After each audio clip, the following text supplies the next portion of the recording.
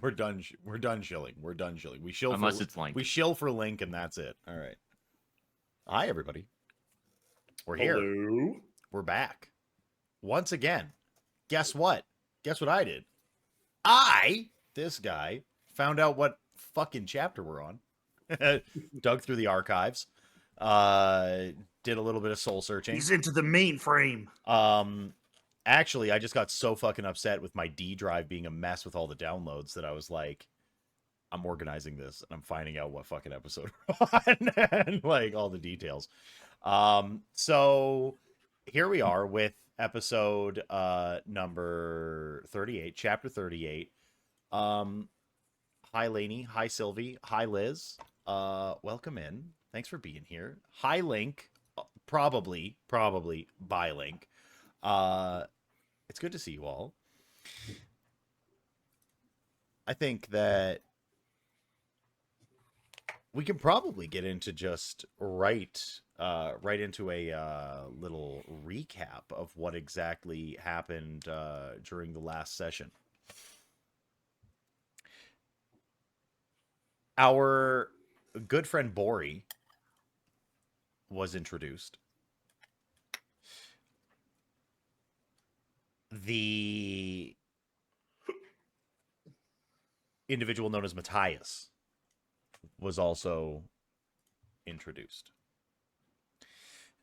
Matthias was a clone of one Emery Argentum, and a few things were revealed that Stavros and Emery had sort of like put together this sort of like what is it? Contingency plot to sort of save the life of Emery. Emery not actually being the holder of the name Argentum, but instead the name Almar. The eponymous Bori being sort of entangled with everybody in the same vein, being a part of House Mithril Braids and the de facto noble house member themselves. Sort of being taken along for the ride. We had left off the last episode, though, with a bit of downtime. And just to get into that bookkeeping, I think we're going to go from one player to another and sort of find out what everybody was doing in the 7 days that remained before the summer ball. I think we'll go left to right on the bottom screen there. Egan, what exactly... Actually, can we take a very brief pause? Story Dad was sick. I was ill. And therefore, every so often, your boy's going to have to blow his fucking nose. So I'm going to go and grab something real quick. And don't worry, I'll mute myself for all of you. But Daddy's gross. So I got to go and blow my nose. I'll be right back. All right. Chill Link. Link's some of an invention. Yeah. Oh, yeah. First of all, we got to shill Link. But I do think that somebody should make a recording of Story Dad blowing his nose, because I'm sure someone on the internet who's weird wants to pay for that. All the clips, I hope he brings the tissues with him, and then we can just clip farm all of the tissues, and then just make it like a 5-minute supercut of just schnoz clearing, you know? Yeah, hot schnoz clearing. Hot schnoz. Yeah. I hope. And then we will get Lane to turn it into a song. Ooh, yeah. Hot schnoz clearing, the next hit from Another World tabletop. I'm in. You know I'm in. All right. We do have to do what Story Dad asked, though, and that is shill Link. For those of you who are just coming into the channel now, who haven't been here before, who are watching from the near future. Or watching from the near future. This is true. Catching a live VOD or catching us on YouTube. We are actually sponsored by Link's Tome of Adventure. And for the price of what is basically a movie ticket, Link will learn any system. He claims that he will learn any system, and I have yet to see him not deliver on that promise. He will learn any system. He'll run any game for you. It's super cheap. He's super accepting. LGBTQIA plus people, all kinds of human minorities are welcome there, and he does his best to make it feel safe for everyone. So check out Link's Tome of Adventure. There should be a Discord in chat somewhere. Yeah, Liz is already on it. Yeah, there you go. All right, show us the hot schnoz story, Dad. Hot We gotta make a schnoz? song. What do I gotta do? Did you bring Kleenex so that you could blow your nose at the computer so that we could clip it and turn it into a montage of you Yeah. blowing? Hey, guys. What? That's fucked. You could mute it. You could mute it. Like, we don't want to hear. Nobody wants to hear it, but like people want to know. Listen, I'm not so bougie that I'm bringing like Kleenex to the fucking table. It's just toilet paper, baby. Oh, I got my paper towel here. Yeah, There you go. like I'm not putting this stuff with lotion on my nose. Why? Because I never predict that I'm gonna blow my nose. It's not something I think about. Anyway, ADHD strikes again. truly, actually, truly. But anyway, we're here again to play some D&D. So we're going to start with the sort of downtimes that were committed by our different members this evening. Egan, you had 7 days. What exactly did you go up to during those 7 days? Well, aside from my regular day-to-day, the realization that I no longer am able to affect things with prestidigitation, I needed to go shopping for clothes to wear to the ball. Because I just have my my service uniform, and I mean, as nice as that is, I kind of would like something a little bit fancier. So I would like to get some noble clothing. Oh, okay. So what exactly were you thinking for like attire? Like, I know that Egan isn't exactly an executor of high fashion on like a day to day. So what were you after? Were you looking for recommendations from people? Were you sort of seeking and shopping in the garment district? You know what? I definitely would get recommendations from tailors. So, okay. Something that's, kind of loose, maybe like a vest kind of style at the top, so it's not constricting in case we get attacked in the middle of the party again. Mm-hmm. And then, like a mid ankle length skirt. That works. You are directed towards a sleeveless sort of frock leading into a skirt that's adorned with a lot of like gold paisley designs, a lot of swirls and filigree that leads from chest all the way down to the hem of the skirt. If that's something that Egan would be interested in. Yeah. All right. How much does that set me back? That's going to set you back. You're dressing for a noble event. This is going to be a sort of more or less high fashion get together. So about 50 gold. All right. And then I'll get my hooves trimmed and otherwise work out, do whatever tasks are needed of me around the compound. Just my usual day-to-day. Okay. You find that your normal day-to-day is not interrupted terribly much. It's filled with a little bit of, since you are actually in attendance to the household for the first time in a while, like in a longer stretch of time capacity, you're given watch over the ones that reside in the dungeon. More often than not. The individuals, what's up, Grout Coach? The individuals that sit in the bottom, Calstus Cormalis, and the individual that has deigned to remain nameless, the doppelganger that sits. In its own original form within the dungeon of House Argentum. Cool. Yeah.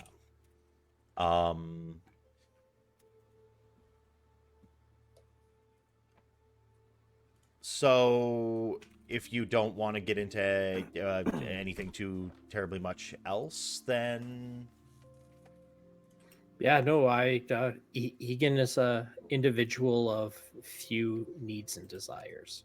that is fair. All right, then moving on to Dante. Dante, what filled up your 7 days besides what you and I? Oh man, Do we? We can get into it real I'm quick. to do the opposite of Egan's few needs and desires. Yeah, like we can check off a couple of things that are just gonna bore people. You gained some rituals. Yes, I learned some rituals. Yes. And I that will only take about 1 or 2 days if I really just put my head down and do it. So that's done there. There were a couple things. I do also need an outfit. I'm just going to send my measurements off to whoever my mother would get stuff done by, whoever house rolled the Ghost. Yeah, the roll the Ghost house tailored, basically just like Sure. you have one like on retainer. Like they live in house. They take measurements. They're constantly like adjusting uniforms and adjusting the different accoutrement that you might be wearing day to day. Dante is. I'm thinking something bespoke, double-breasted jacket, thick enough that I can wear the elven chain underneath. Because we're expecting a mess. Like, we know there's going to be doppelgangers there. It's going to be... Well, Dante's paranoid right now because of that whole, like, conspiracy theory thing that happened last episode. Yeah, your own personal Pepe Sylvia. Yeah, full-blown Pepe Sylvia. So, yeah, double-breasted suit. Something I can fit the elven chain under. And then I think I'm going to work a arcane focus into the suit somewhere. Maybe like a piece of jewelry, like a necklace or a ring or something like that. Because I don't think I'm going to be able to sneak my Rod of the Pact Keeper into the event. Yes and no. Could I carry it? The fact of the matter is that you are Dante Roldagost. This is a noble event. In the same vein that that Kelvin Blackstaff, one of the sons of a Gyron, any of the members of House Wands, like they might have something like a wand or a staff or like a rod or something. Yeah, like a bejeweled magical accompanying piece. It's not beyond the realm of possibility for you to come in with like, it's like, oh, I have a complementary thing that is also highly functional for what I do every single day. I am a warlock. I do these things X, Y, and Z. Therefore, this allows me. It's like basically Dante would be painfully aware of the fact that noble people have on very multiple occasions said, you don't know if this is my focus for washing my fucking wagon or for blowing a hole in a fucking naval ship. So frankly, yeah, pound. You know what? It's more on brand to do it to be extra. So we're gonna go with that. That too. That's totally fair. That's totally fair. So the outfit's taken care of. The rituals are taken care of. The only thing that's left, is. Well, first of all, I'd like to start looking into these artifacts that Matthias. Yeah. So the Shard of the Dragon Staff, the Book of the whatever Helix, Broken Helix, and Book of the Broken Helix. Sorry, Blood Helix. That's my bad. Okay, yeah. Yes. I didn't have either written down. I had a question mark, so that helps. Yeah. And then some sort of artifact from House de Leon. Obviously, these three things are connected somehow. Yeah. So I'm going to, I guess, try to quietly ask some questions or get some library access here in the city. And then while I'm in there, I'm also going to look into, because my father asked me to look into Egan's condition. So I'd like to just do a little research on both while I'm having some library access. Okay. So I'm going to ask for a investigation from you. Just as a blanket roll for essentially all of that you've asked. I would say that you don't really have time to go into, you can start researching into the artifacts, or you can research into Egan's condition, trying to squeeze them both in the amount of time that you have left. libraries and the Dewey Decimal System is a bitch. So it's not particularly feasible for you to like pour over so many tomes that you can research. I do have comprehend languages as a ritual now. Would that help in my investigation? Hard fucking no. And the only problem with that is the fact that you just need to do. Okay, so you're looking for esoteric information on artifacts that you're pretty sure are the right ones. That means pouring through tomes that may be adjacent, reading them front to back. And making sure that you're getting the right exact tomes. You might have the help of like noble clout, where it's like you, a peasant librarian, please go and get me what I need, and like that might help a bit. But you have 5 days. Look me in the eyes. For what it's worth, I also don't need to sleep at all. It's 5 days, man. It's 5 days. All right, final last-ditch attempt. Familiar, giving me help. Also, no. Like, I'm letting you look into all 3 of these artifacts, all separate with storied histories and separate lineages from distinct houses.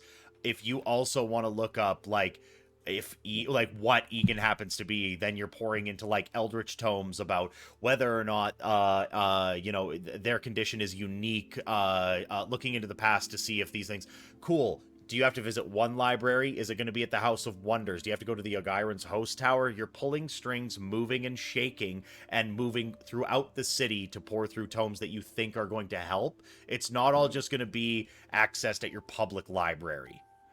It's true. Yeah, it's not like, oh, I'm gonna Google it, and then I just need to read articles. It's pulling books, going to different locations. It's tough.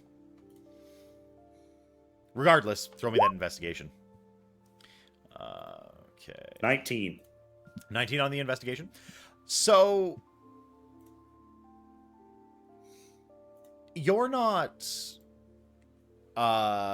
it's not super fruitful knowing literally nothing about the De Leons, but we'll get to that one last.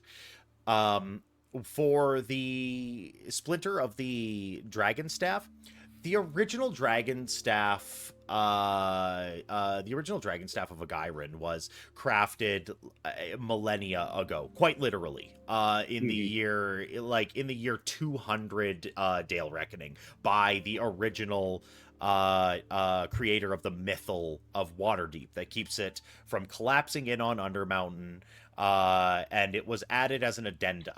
A sort of antipathy spell was erected over Waterdeep to keep dragons out. Dragons were, for time immemorial, the biggest problem for Waterdavian society. The Dragon Staff of Ogyran was crafted by the fantastic mage Ogyran, and after an amount of time, dragons became less and less and less and less of a problem. The antipathy spell sort of kept things in check, and the dragon staff was less and less used. Therefore, individual smaller dragon-esque problems, drakes trying to burrow in, draconic life forms trying to press their way in through the actual veil itself, etc., them possessing the mortal minds, these became the more problems of the day when it came to dragons. So it came to a point where splinters of the dragon staff were taken off of the original and were used as weapons, as wands, as spell implements, as pieces of as ingredients and elixirs to poison these individuals. But what it exactly was, apparently there is only one shard of the dragon staff left that has been taken off from the original sort of trophy piece that the headmaster of Ogyran's tower wields. So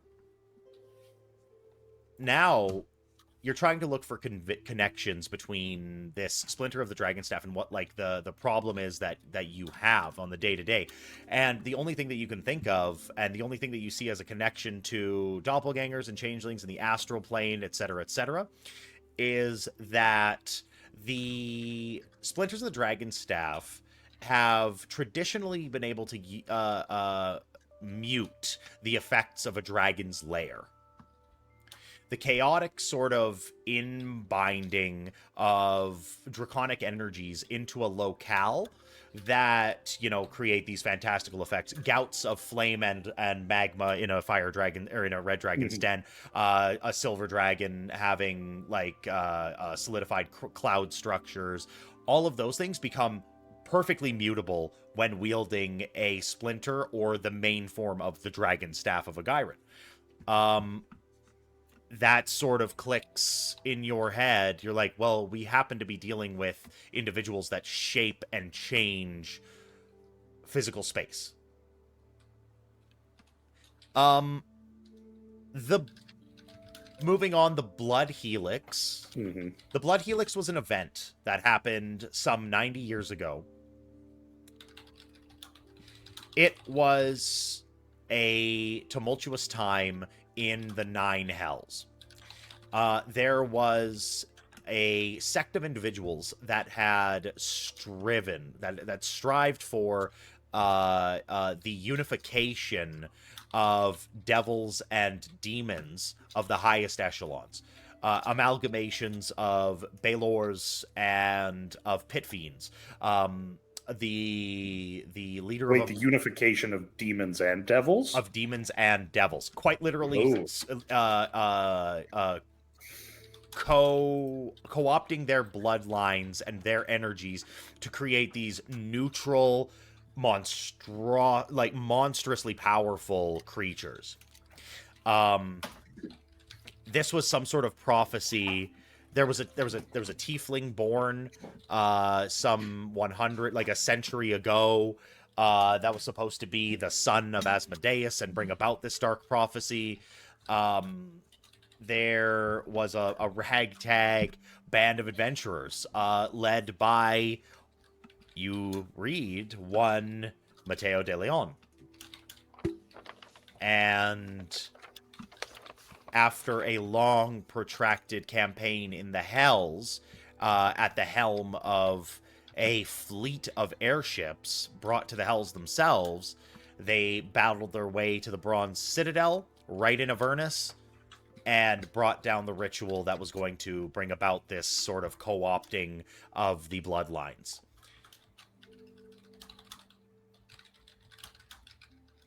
Okay. As far as you can tell, there are still living members that remember this event. Like, there are elves and halflings and some humans that are still alive that, like, remember these events.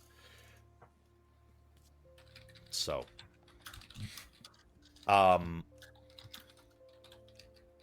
as far as what the De Leons might have for an artifact, you can't find anything. That is a nebulous ask, and you're not entirely sure. The De Leons are a trading consortium that operate airships.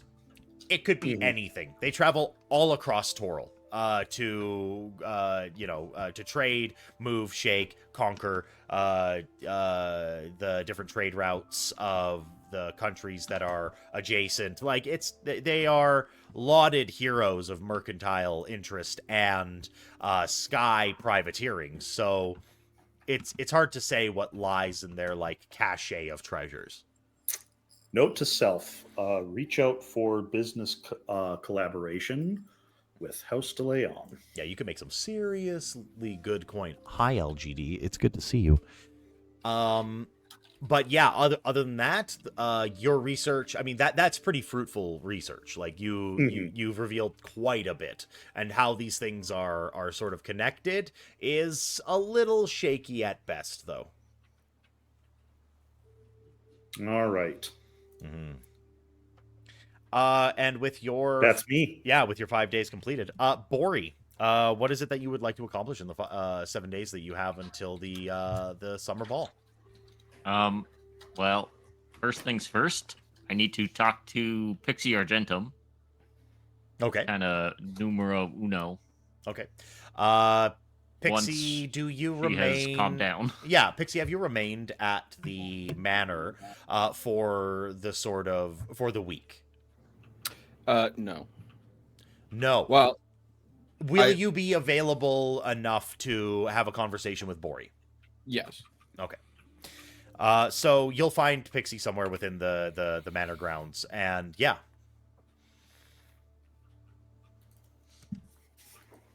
Good morning, Miss Pixie. Morning, Bori. How was your sleep? It was quite well, thank you.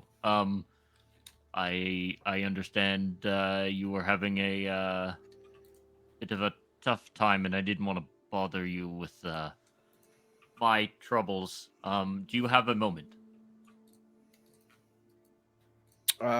Yes. I'm about to head to the Margasters, but yeah, I can talk. Could we move to say the study or something? Yeah, absolutely. We'll make our way there. To start with, what do you know of House Mithril-Braid?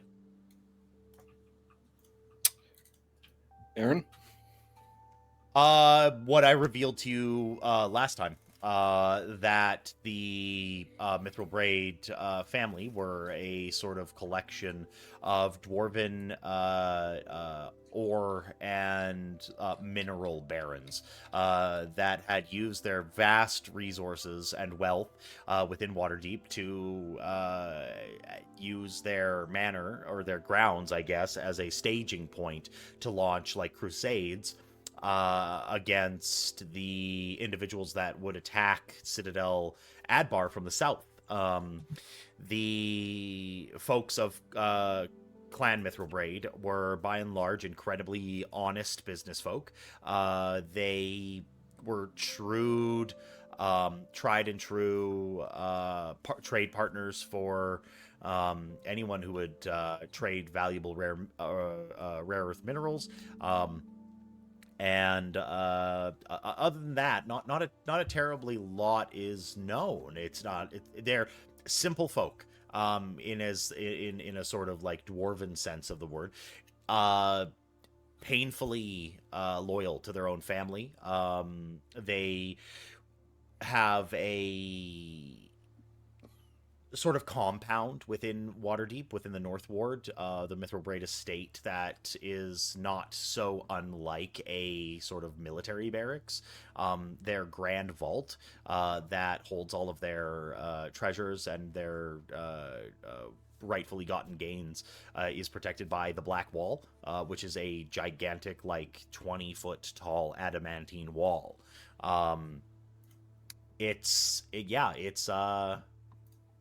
They are as dwarven goes. Shield dwarves from the Silver Marches for the most part.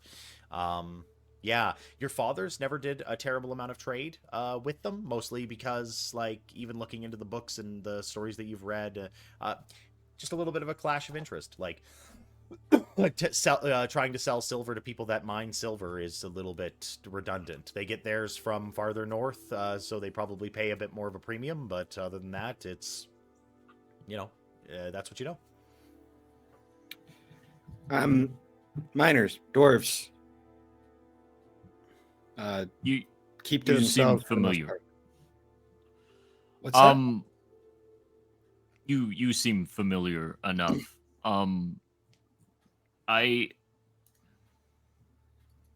Perhaps it is a bit of the gods meddling that I ended up here, but there is a bit of a to the best of my knowledge, a doppelganger problem at home. Okay.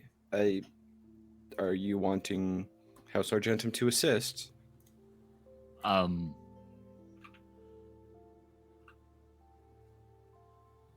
Yes, that's I will need assistance. I know for sure Torvald was acting weird a couple weeks ago. Then Torvald started acting weird. Then Rhea started acting weird, and then one night I I noticed something came into my room, and I ended up waking up outside of Waterdeep in a ditch. But when I made my way back home, I was already there.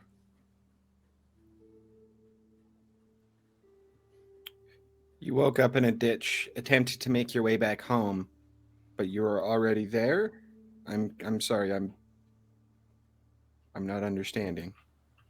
I also don't really understand. I was already there. There's another me. Oh. Okay.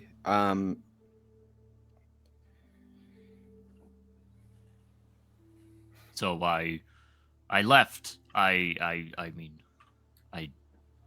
I think I'm me, the original. Maybe there's two originals. I don't know. Aaron, I can't actually recall. Like, are there any tests that we can do that we came across a while ago? It's been a while since we've interacted with a doppelganger. It seems a little so with imperfect doppelgangers. Nobody has really like brought into attention specifics of how to predict when one is one. But there's been a few things. First of all, inconsistencies between telltales. Some of them will have very, very minor differences. An extra mole. Their earlobe droops a little. Superfluous third nipple. Things like this. Like, legitimately strange things about them that are very minor that only very close companions would be able to tell. Blackened blood was another one. Piercing one and making them bleed seems to reveal something strange about them. But upon hearing Bori's tale, it kind of clicks for you. The problem with what Bori's telling you is that imperfect doppelgangers require the original to be bound in some way. That's the way that it works with worked with the town elders of Thornhold. That was the way that it worked with Justinius Margaster. If there is a second Bori, it's highly likely that this is a true doppelganger.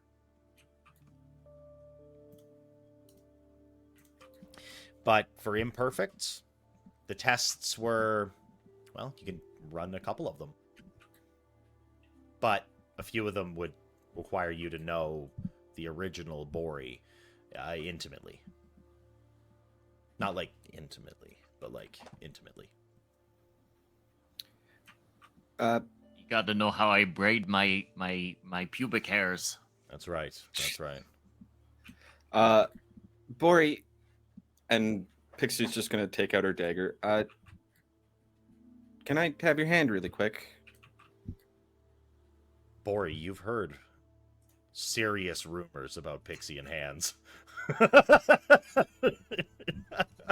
Can I have the knife first?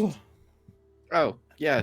I was just gonna say, imperfect doppelgangers, they bleed black. Sometimes. Sometimes. Yes. So I was just gonna give you a little nick. That's all. Very well. Bori will give her his hand. She's just gonna give him like just a slight little poke on his palm. Yeah, absolutely. No, I take 1 damage. Yeah, 1 singular piercing damage. To No. Bori. Palm's gonna hurt the most. Do it on the forearm. Come on. Forehead. Just Yes. It won't stop. Bori bleeds red. A little bit richer of a crimson than you're quite used to, but that might just be a dwarven thing. Well, you bleed. You Normal bleed red, colors. so I mean, there's still the possibility that you are a doppelganger because you could be Perfect. a perfect one, but you're not likely an imperfect. Yes, we will assist you in your problem. And in return, if you'll have me, I will assist you with yours. Well, thank you. There's not much point in me going home. I'm already there. Yeah. Yeah, I will. How urgent is this, though?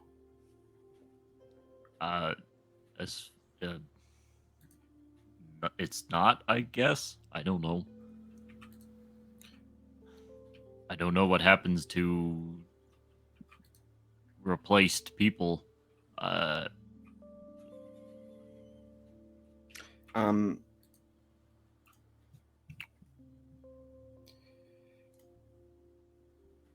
After the ball, can I wait till then?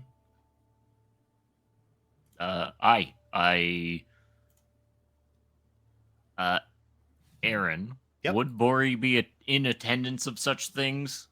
Would Mithril Blade be in attendance of such an event? I imagine yes. The Summer Ball, or as some call it, the Midsummer Gala, is an open invitation to all reigning noble houses that are attendees of the table. Mithril Braids sit right in the mid-table, so it's not... You know that some years your family will attend, some years you're too busy. Friends of the family will go, and then you'll want to attend. There is no obligation, but your family has attended before and are openly invited to. I never... House Mithril Braid might be there, and it might be awkward if, there's two of me. But, I maybe would agree that would likely cause some questions. Maybe I'll find a disguise or you could shave the beard. I can't do that. There's no chin under there, you know. The closest Pixie's ever been to death, and that's saying something. Yeah. The Torrin held her over a ledge by her ankles, and that still doesn't hold a candle to what just happened. Bori just slowly reaches for the mace and then pulls away. Just no, that wouldn't be good. Man, why did I take dispo? Give curse. Yeah. Fuck you. Fine. You and your entire family lineage into history will be cursed for that. Wow. All right. Sorry. No, obviously, I know your beard is likely important to you. It is to most dwarves. I'm sure we could figure something out, whether it be magic or just... I don't know. We'll figure it out. We got lots of time. Thank you for your help and your hospitality. I will do my best to repay you as I can. No need to thank me. It's the whole point of what we're doing here. It's part of the end goal. So. But until then, I wish you luck with your tutelage. Yeah, thank you. Once again, you're welcome to stay here until the ball. Clearly, you don't really have anywhere else to go right now. No, my lease is up at the shrine. So Get back in the ditch. Lease. I'm moving in. Yeah. Does Bori have anything else that they'd like to do for the week? Other than what I sent you, no. Okay. Well, I guess Bori needs to figure out a disguise. But yeah, that could be a... That's fairly simple. Yeah, but one that's gonna like trick all of Waterdavian noble houses. Okay. Well, I mean, like, Good luck. honestly, physical disguises would probably be yeah, the best bet. Restyle your beard. Yeah. Okay, so if you're just all gonna... right, so Bori will be spending the next 6 days unbraiding and rebraiding his beard. Can I please get from you though just a wisdom roll, straight wisdom, as you're attempting to inundate and sort of get to know the rest of the household. We'll get, yeah.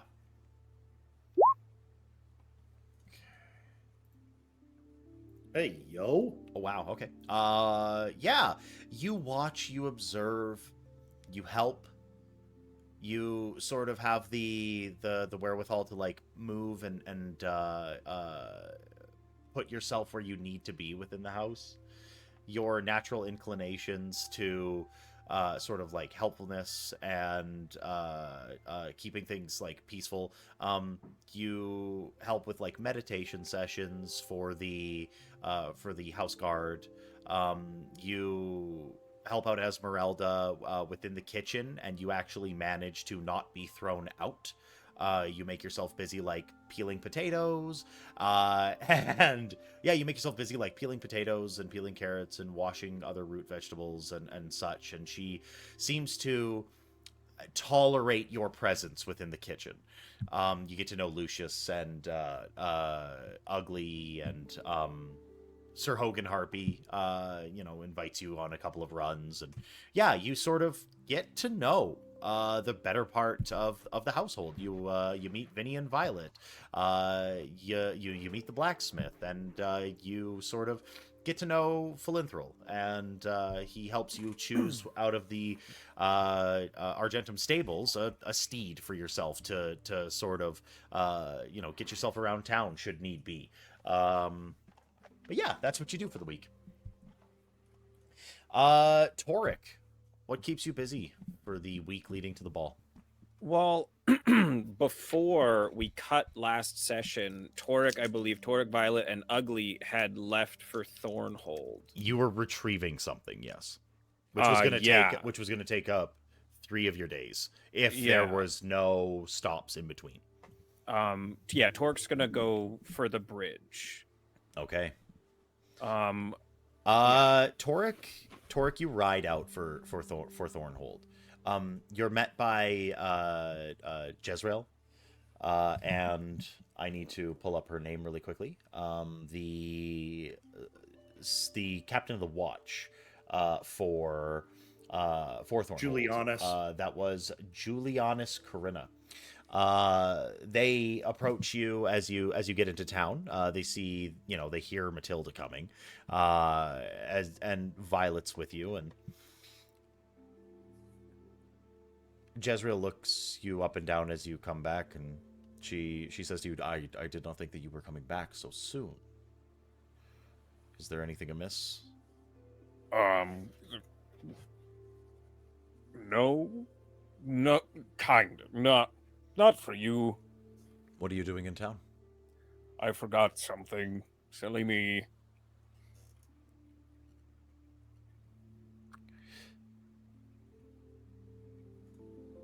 I'm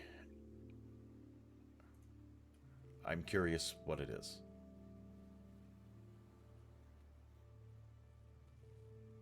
It could do no harm to anyone.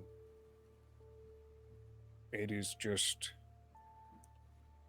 an article from my past future, hopefully, fingers crossed. Are you heading for the bridge? Yes. be careful. There are people working there.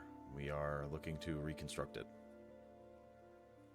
That seems really smart, considering the last one blew up. We're going to be turning that chapel of Dumathon into a stronghold for Thornhold to fall back on, should the fortress fall again. That is so great. That's great. That's awesome.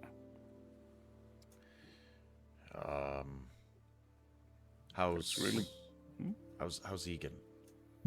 Oh, Egan, so good. So good. Best I've ever seen them, honestly. Are you lying to me, Torque? No. Okay. I mean it. I'm pretty sure. I mean, it's hard to tell with them. They're kind of like most of the time, but I think it was a happy. My child has forever been inscrutable. Yeah. They're great. Yes. You should be really proud. You raised one heck of a really scary person. I am, but I worry. Oh. Wait, hold on. Physically, like you're worried somebody might hurt Egan, or like you're worried about Egan? Egan's well-being. If Egan were to fall at the hands of some fell foe, then it just means that we must redouble our goals and hit back harder when they come knocking again. But I want Egan to be fulfilled and to find their purpose, and that is a large reason why I sent them to Waterdeep. I did not see them staying here and finding what they need. And now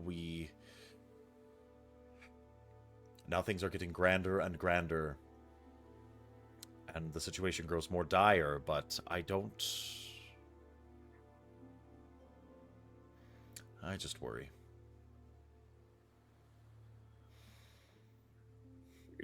Yeah. Torek, it was good to see you. Please. Carry on. Your kid's great.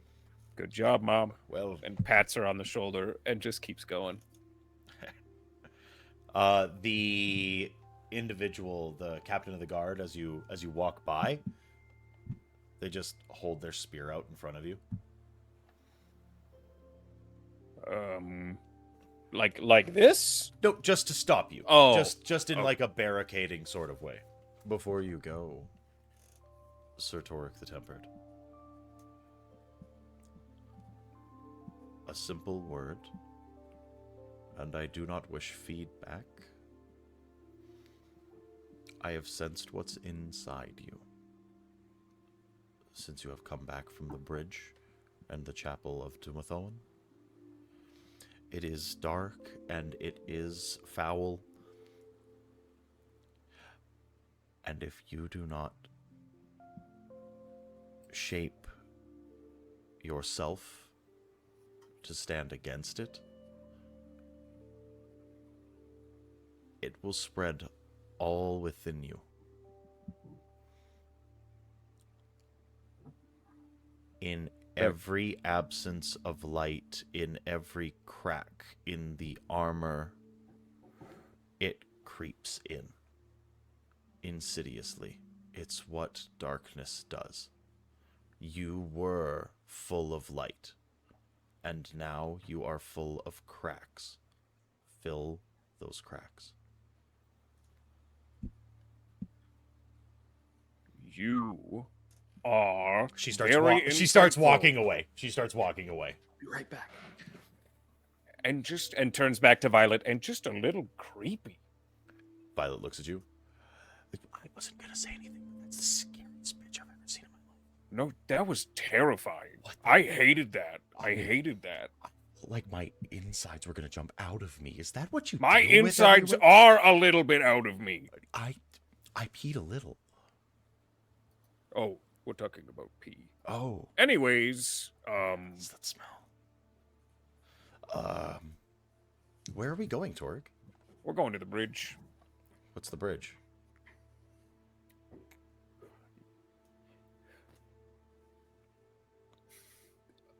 It's an important bridge, but it's a lesson that you'll have to learn when we get there. But here, let me do something for you and for Matilda. And I take it Violet has a horse. Violet does have a horse. What's your horse's name? My horse's name is Dandy. And this is for Dandy. And Torek is going to just boop them all on the nose, including himself, and cast Aid. Okay.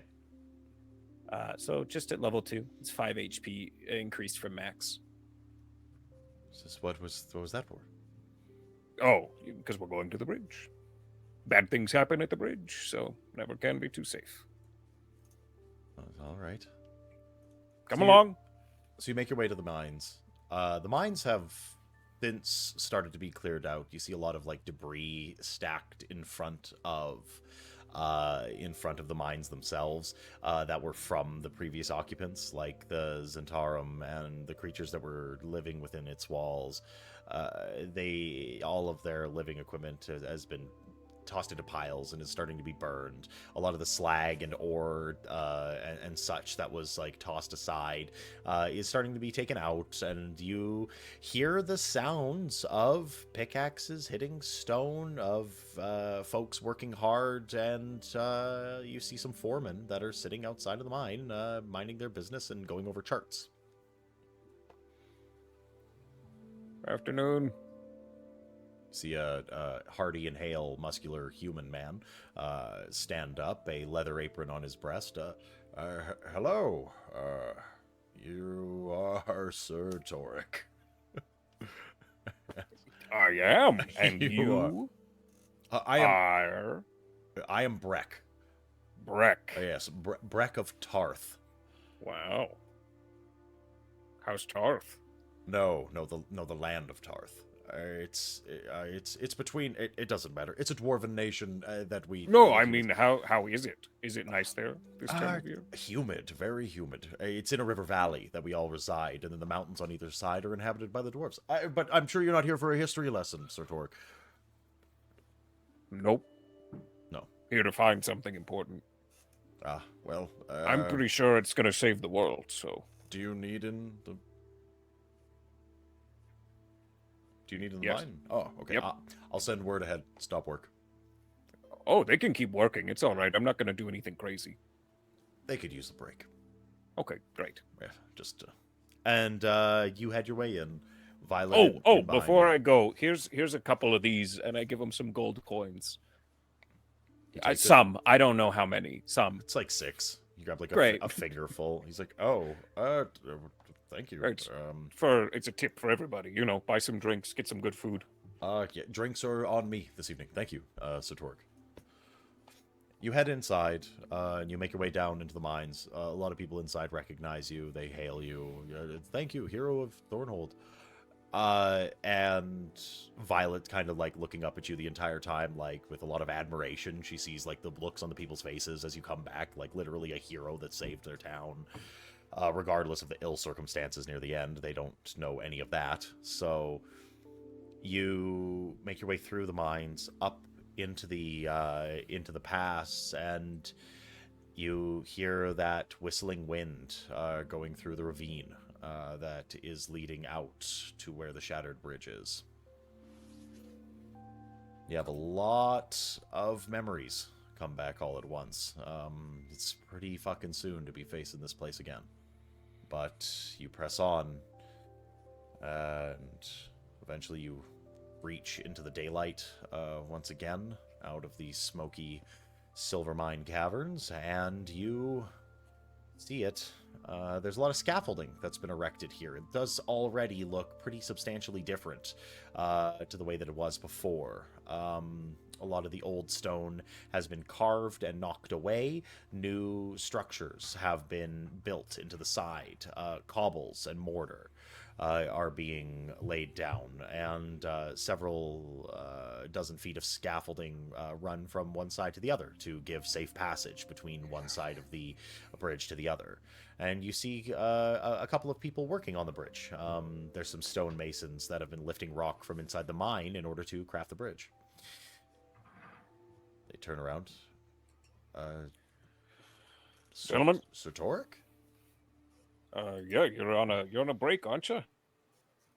Oh, yeah, you see that they have like bits of food in front of them. You see like some guys got like paper wrapped, and he's got like nuts and dried fruit and seeds and some dried oats and such. And the other one has like a hunk of cheese and some bread and some dried like looks like spicy salami. Oh, wow. Those road rations sure did fill me up, but that looks mighty tasty. And Torque's looking at the nuts, the nuts and dried fruits. The guy looks up. Did you want to join us for lunch? Could I just have maybe one or two? He like rummages in his satchel for a second, and he just like produces another small bundle. It's just a small bundle of nuts and dried fruit and oats, and he's like, be my guest, please. I pack for a couple of days, so if you'd like. Well, yeah, here, I'm just gonna have a couple. Wait, is this for me? Is this a gift? Yeah, of course, you saved Thornhold, Sir Oh, Torque. thank You're you. a hero. Please eat the. These are very good. If you don't mind, I'm gonna do just a little bit of silent meditation up here on the bridge while you guys are on break. I shouldn't be more than a few minutes. Is that all right? Whatever you want, of course. Thank you. Yeah. Turns back to Vi. All right. First, training. This is training. You're gonna take my armor. Take it down there. Down Down there. the ravine. Yep. Oh man. I know. Okay. Did you bring enough rope? No. Oh. Do you know why I booped you? No. It's so you don't die if you fall. If you can here, Vi, listen. You can say no. What am I, a bitch? Didn't think so. Right. And Torque pulls the ripcord on his armor, and it just falls off of him. She like flexes, pops some sinews and some muscle, and okay, limbers up. She takes all of your armor, bundles it up in sort of like a hobo bindle backpack sort of thing, throws it on her back, ties off, and she puts on some climbing boots, some metallic caps that go on the end of her hobnailed knightly footwear, and chalks up her hands. You were really ready for this. She said we were going to the Sword Mountains. I thought we were going to do some climbing, and then looks down poignantly. Not like this. Well, that's all I have to say as well. Get going. Okay. That's a 19. Fuck yeah. That's a 19 on the dice. Violet starts nimbly making her way down the ravine. Chalked handholds. She's finding little escarpments, jamming her hand into very tight crevices to give herself handholds. You see multiple times. She seems to be like an experienced climber of some sort, and you see that she's like wedged her knees into a crevasse at one point, and like leans outwards, sort of like giving herself a break, about halfway down, and before she gets the rest of the way down. So while she's climbing down, Yeah. I am just gonna take a quick moment, and like I told the workers, I kind of kneel on the bridge, anywhere where it hasn't quite been fixed yet, and I'm going to, while I kneel, cast locate object. Okay, yeah, absolutely. What are you specifically looking for? For the symbol of Moander. The symbol of Moander was tossed by you, thrown with an incredible amount of force up the mountain. No, I threw it down into the chasm. You threw it down? I thought you I threw it. No, Okay. I frisbee tossed it down because okay. I thought you just heaved. All right, so no, I threw it down. Okay, so you threw it down into the ravine and you look down, and as your magic coalesces, you've used locate object before in your past, but usually it corresponds to a sort of swirling of golden motes of light that will slowly lead and then illuminate the item that you're searching for within, the distance that you can search. But this time, your magic instead is represented by a very sickly looking green-gray cloud that sort of emanates out from your mouth as you breathe in and then out. And it forms into a solid snake-like line of very dimly glowing greenish sickly light. And then it makes its way down into the valley. And there it is. It just sits down in the bottom, sitting atop a little bit of tumbled gravel. Torque nods. Marks how good Vi's doing. Is remarkably impressed with her climbing acumen. Just does a quick prayer. Not of course to Null, but he does offer a prayer to Moander. Just a small my faith protect me. And casts heroism on himself and jumps. And jumps. At the mark of on the like where he saw the locate object, he just jumps and kind of dead falls. How far how many rounds does it take to get to the bottom? It's terminal velocity, but no, how many rounds? So that's the tough thing. It rules as written. And we can sort of breach this topic now because I've always thought that this rule is fucking stupid. Yeah. You fall 300 feet around. That seems aggressive to me. So I'd like to say, to give people a chance if they're going to have a very good speed and dash, 100 feet around seems good to me. Okay, cool. So it'll take you 2 full rounds to hit the ground. Yep. Plus completing the prayer. That's Aaron. Uh-huh. Mathematically, that's actually less than you would fall in real life. That's less than you would fall in real life. You would fall 176 meters in 6 seconds. Oh yeah, for sure. 300 feet in which would be 500 feet, which would be 500 feet, not 300 feet. Oh no, I know that it's not that. it's just rules as written. I know it's not listen. Yeah. If we're gonna fucking ban you about the realism of falling and such, yeah, if you nosedive terminal velocity, it's a different story. But we're gonna say it's 100. It's gonna be 100 feet around, because I like to be extra. And it's a 400-foot chasm, right? It is. Oh yeah, sorry. It is a 400-foot chasm, so it'll take 4 rounds to reach. So that's 5 times 3 is 15. Mm-hmm. Okay. Yeah. Okay.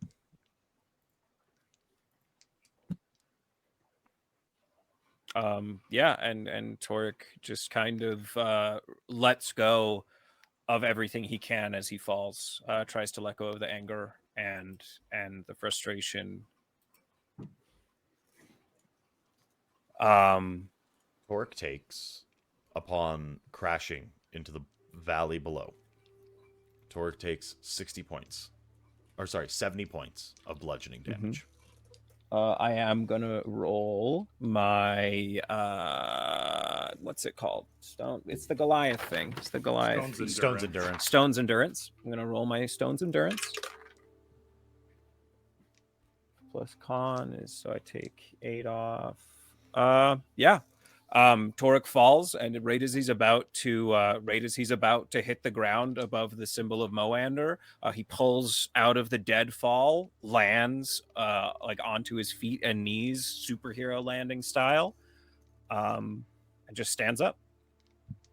Hurt, like pretty sure he broke a bone or two, but he stands up tall. Vi isn't at the bottom yet. Mm-hmm. But sort of rushes herself down as you hit, and she approaches you, and finds you standing there, over a little, near a little copse of trees, next to like the babbling river that's carved its way through the ravine, on top of some gravel, and she finds herself to you. She's like sprinting and trying to take off the climbing shoes to see if you're okay, and she just looks at you. She's like, "Are you insane?" Yes. I don't understand. Why did you do that?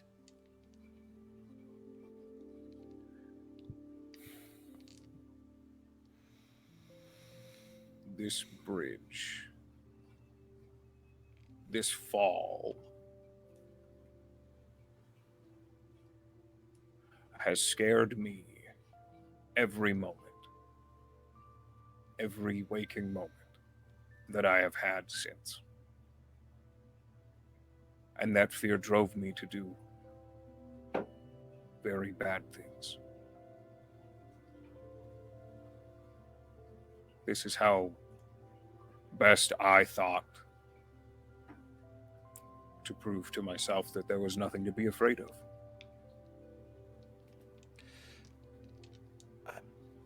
I still don't understand.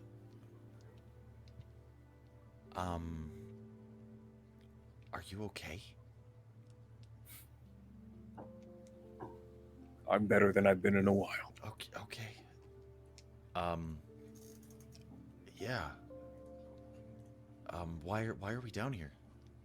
For this, And Torek bends over exactly where he fell and pulls up just a hand.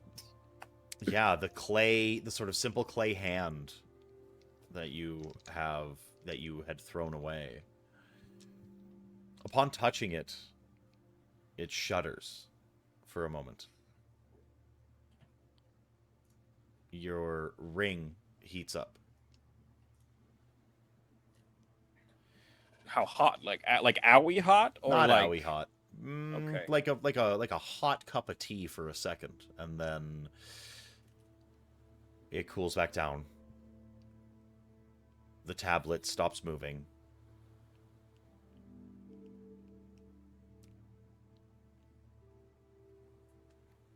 That's it. She says, "What is it? What is that?"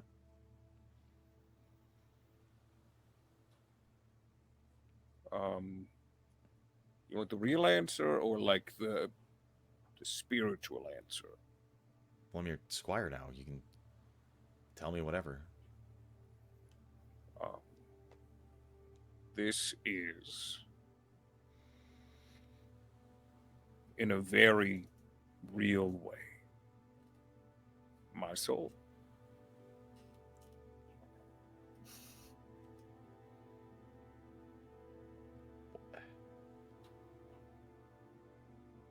It's in the bottom of a ravine? It has been. Oh. Well, okay. I'm glad you have it back. Oh, me too. All right, back up. You want some nuts first? No, I'll eat when we get up there. What was I supposed to do down here? Watch. Oh. And also, if I did die, I needed you to be here to, like, resuscitate my ass. That's the right word, right? Like, bring people back from the dead? That is a right word, yeah. Nice. Okay, yeah, I'll... Fuck it, I'm gonna climb back up. Well, it was either that or stay here. I could probably walk out, but, like, I'm... Are you okay? I'm good. No, I mean, really. Physically? No, not fine. not physically. You just jumped Oh. off a bridge, and you're talking about your soul and stuff. I don't know. I've never heard this out of you. I got an evil in me, Vi, and this is the only way I know how to get it out. Okay. She just sort of looks at you, and it sounds like she just plainly accepts what you're saying. Okay, you have an evil in you. How bad? On a scale of 1 to 2, like a 1. What is it? Like, what happened? Look, Vi, I made a bad call. I made a raw deal. I did a really dumb thing.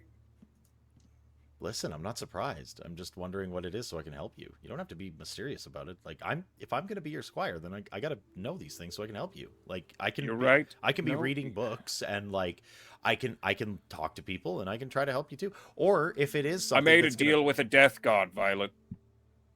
Oh, that's heavy. Yeah. Which one? You don't know? I'm not familiar. No. You can read up on that later. Okay, it's not like another name for like Miracle or like Kalemvor, or no. or like Jurgle. This is unique. Is it one of the older ones? Yep. Okay. Like from before Jurgle? Do you know? Do I'll you know? roll a religion check. Yeah, do that.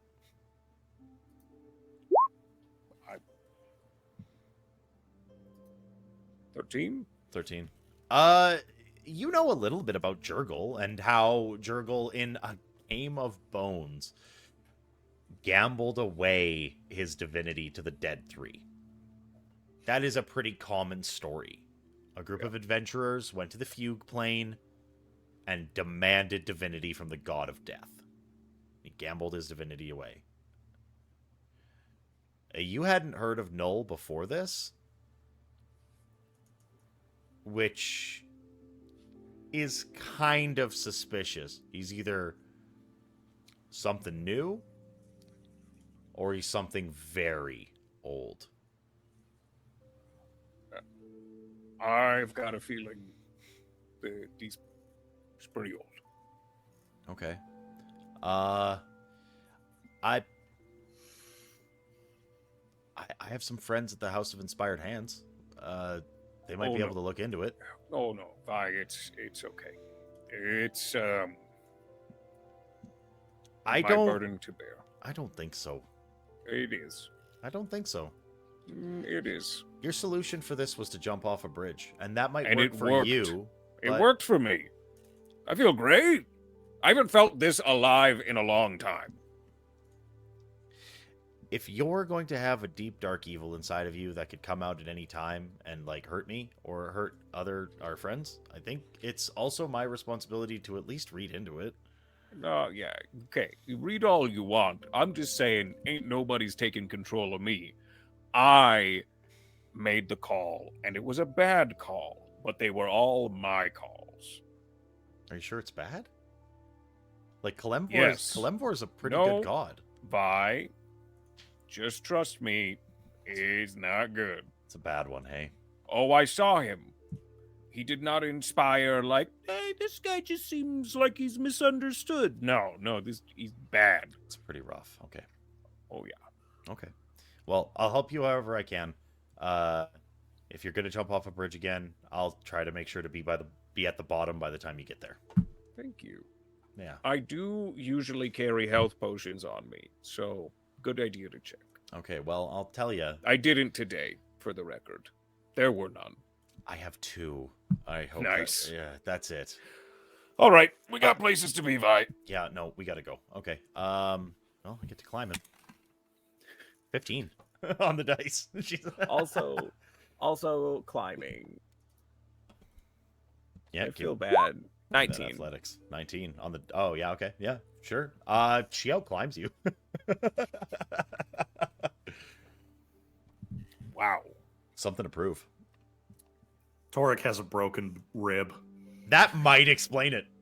Yeah. Torek, Like a Torek, couple. Torek rolled with advantage.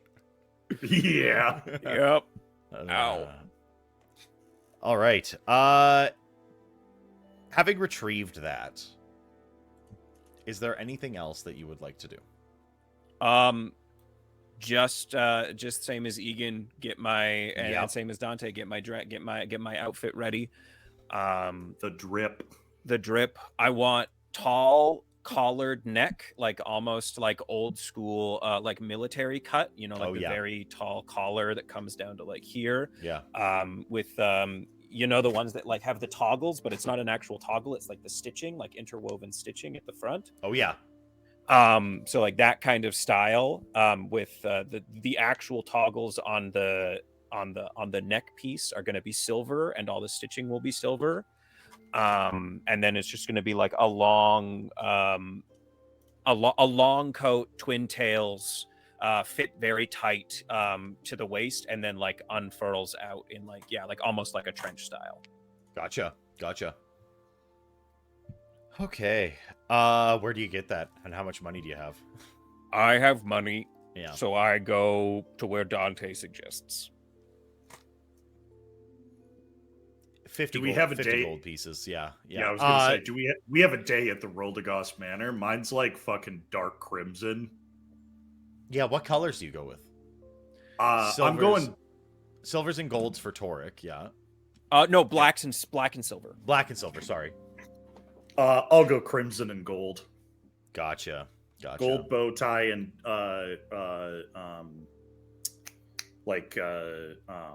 lining on like the lapels and stuff like that, but like deep scarlet crimson. Gotcha. Yeah. Okay, Pixie. You have Also long coat. You have 7 days to sort of commit to whatever you'd like to do. I can make a pretty bold guess in that you are visiting and going to be seeking the tutelage of Brunyandar Margaster. Correct.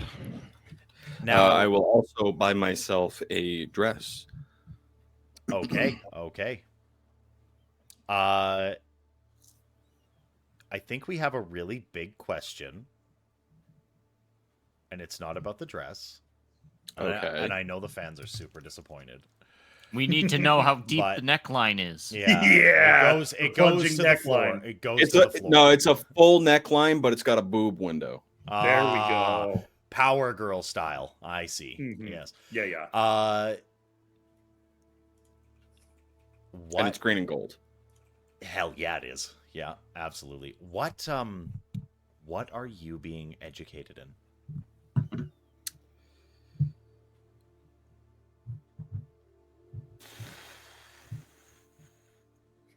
I had a lot of trouble deciding. I can fucking imagine. Necrotic magic.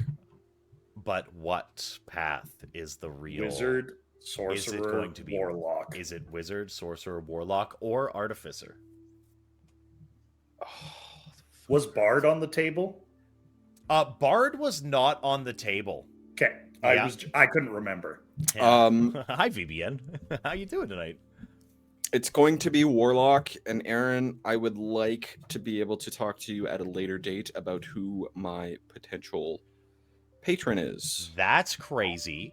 That's crazy. That's super fucking crazy. I don't know what to tell you. Last thing that I thought you were gonna fucking say. But what goddamn, did you think I was gonna say? I thought it was gonna be wizard. I have to be honest. Nope.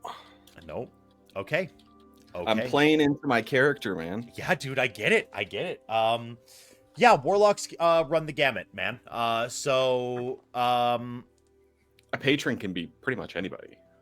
Yeah, absolutely. Like it's such a fucking wide scope. Like it doesn't have to be like an evil creature or anything. Fey, like that. outsiders. Yeah, Fey, Okay, outsiders, well, celestial, it's celestial. It's already happened. I had that whole revelation after Christina and Gavin's death with my ancestors. It's gonna be the fucking Brunyon. Okay. So Brunyon and you start getting you down the path to pact magic. Upon arriving, he sort of like lays out for you. He's like, these are the different forms of magic that you can actually take yourself down. There is that of academia, in the form of wizardry. We can put you into the halls of education, and we can literally teach you magic. Or there are certain rites in Rite that can unlock the hidden potential that is inside of your blood and have you become unto a sorcerer. There are ways that we can teach you the crafting magics to put your own essence and the essences of the weave into creations of arcanum in the form of artifice. And then he gets into, he's like, if you have any strong connections to creatures that are powerful and eldritch or otherworldly beings, he can teach you the forms of pact magic, which he tells you is the quickest avenue to power. Hard stop. I would like to connect with my ancestors. What are your ancestors? What do I look like to you?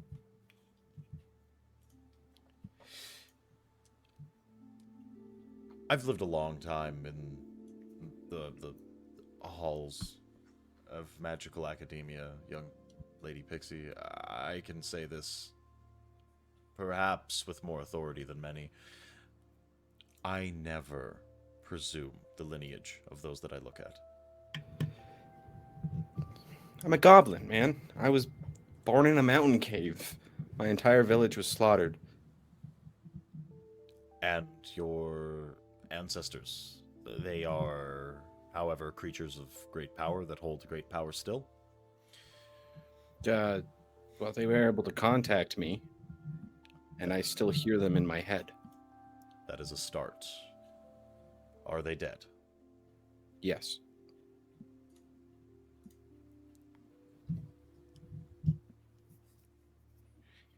To sign a pact with the dead is not an easy feat. Are they undead? Are they creatures that have moved on to another plane? I don't know. Then I don't think they're undead.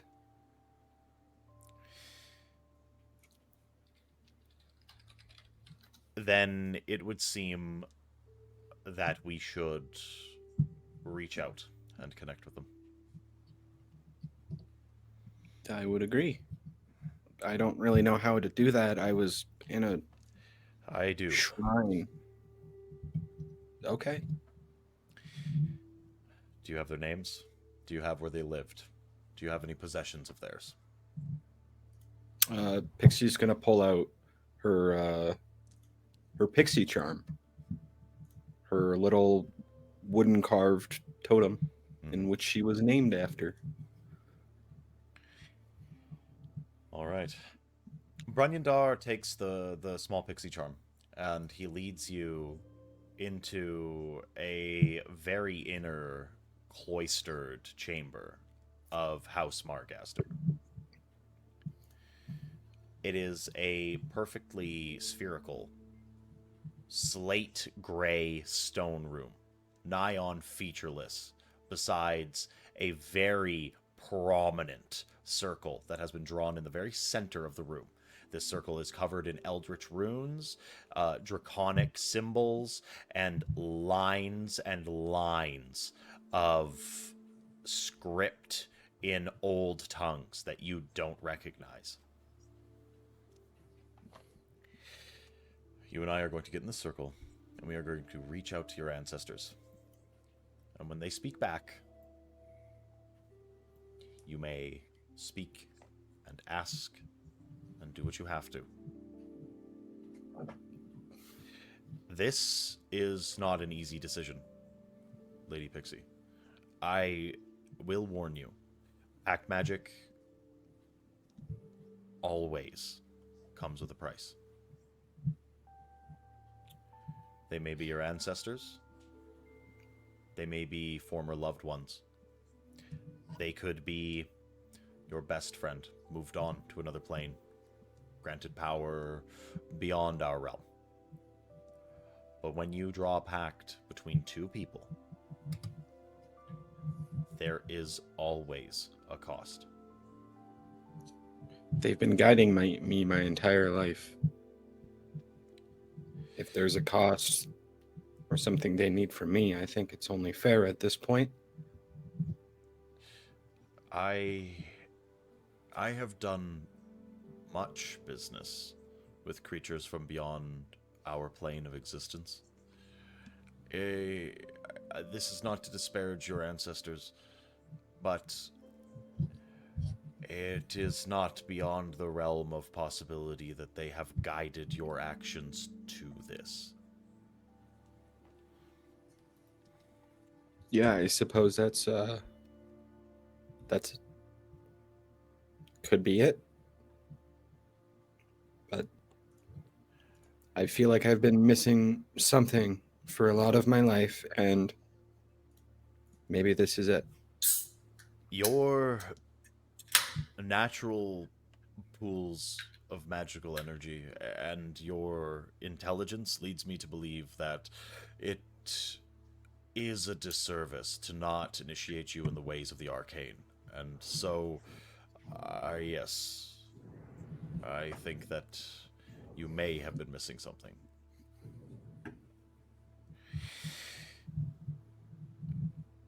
Are you ready? I don't know. Is this going to bring my dad? He's the one who carved this thing, I think. Maybe.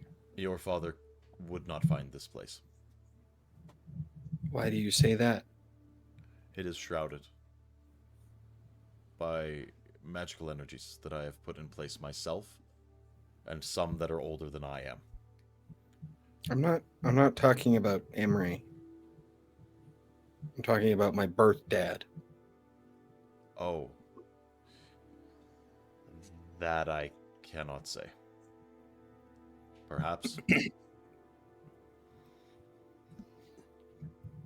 All right, well, let's begin. Brunyandar steps into the middle of the circle, beckoning you forward. When you get into the circle with him, he holds out his hands with you. And then he starts to chant.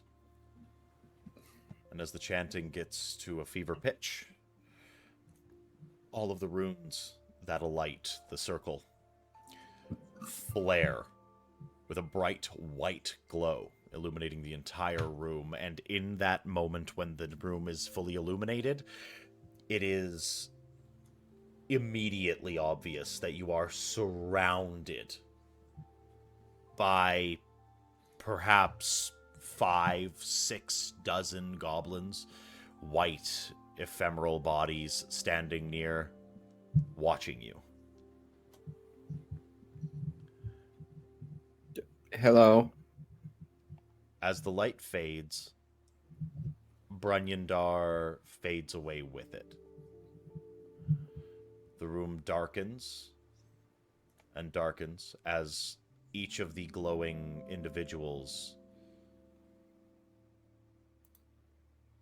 wink out one by one until there is one left. It's a female goblin standing perhaps 3.5 feet tall, just like you.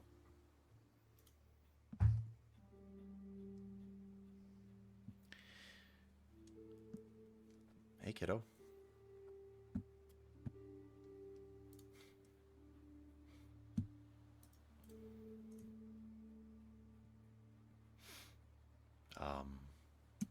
It's been a while. You're muted. Who are you?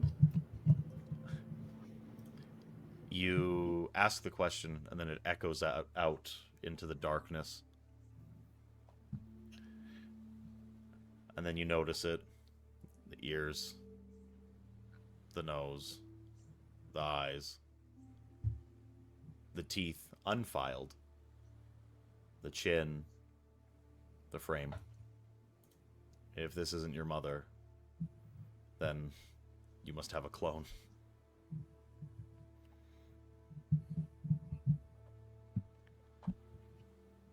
Mom? Yeah.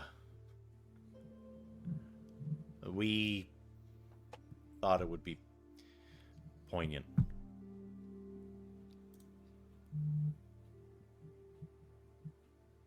I'm surprised, I guess. You're not who came to me on the mountain. No, that was Grandma. It wasn't time yet. Let me introduce myself. And I guess introduce you to yourself. I did always wonder what my name was. Yeah, I'm Bucktrell Shorttooth, but everybody calls me Bucket. You motherfucker. What the fuck? Okay. And that makes you Pixie Shorttooth. But you're Pixie Argentum these days. My name was actually Pixie? Baby, I never got a chance to name you.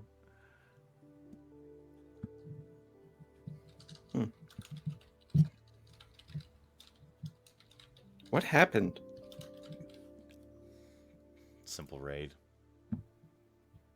I wish it was more complicated than that.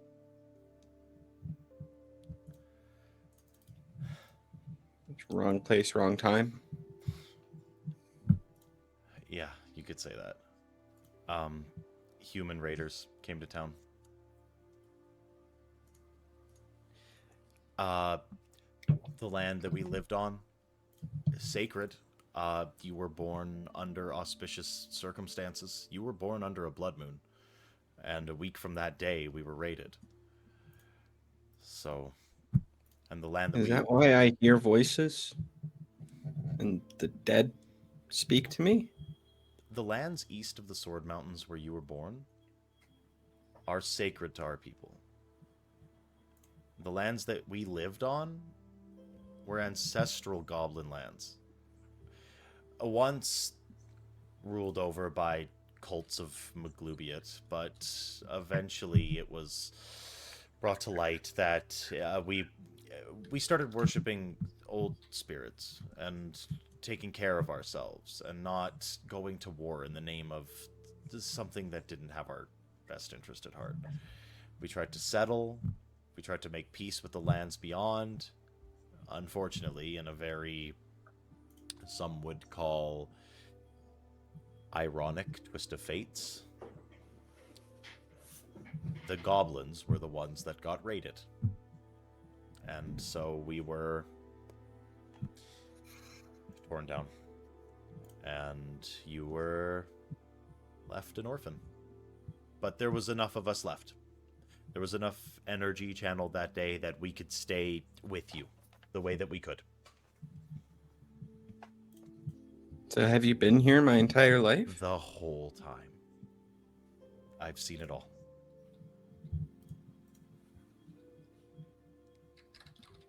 That's a lot to take in. I can tell you, I never left you.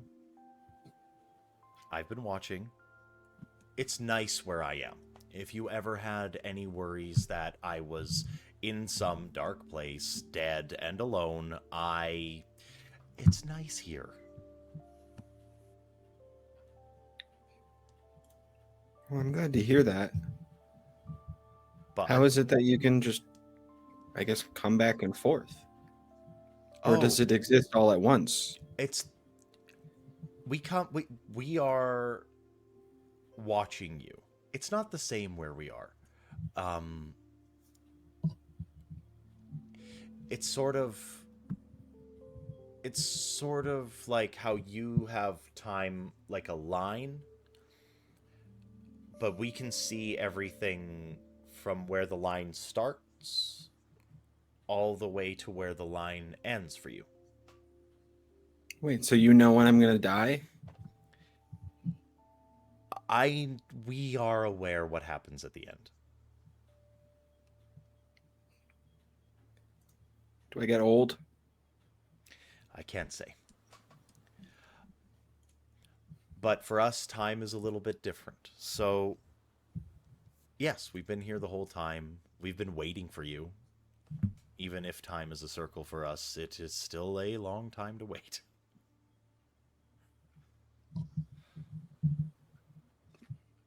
But you could also see this moment. Yes. But being here with you, knowing that you're experiencing it, it's very different. Because for you, now is real. For us, now is always. Did you bring me here? Oh, no. I have no more control over the fate of things than the wind has control over the leaves in the trees. The wind just does. And the trees just are. But you are a person. And so you get to control your fate. In fact, Can I? after the present for you... While she's talking, she tries to, like, reach out. Oh, you grab physical. Like, she's there. She's just gonna, like, grasp into, like, a heavy hug. She pulls you in. And obviously starts sobbing. She, like, pulls you in. She's like, there. I know. It's been hard. It's been very hard. You have had a harder life than I ever did. You had to grow up among all this. I know. And she just holds you for a moment. Well, I guess you know why I'm here, then.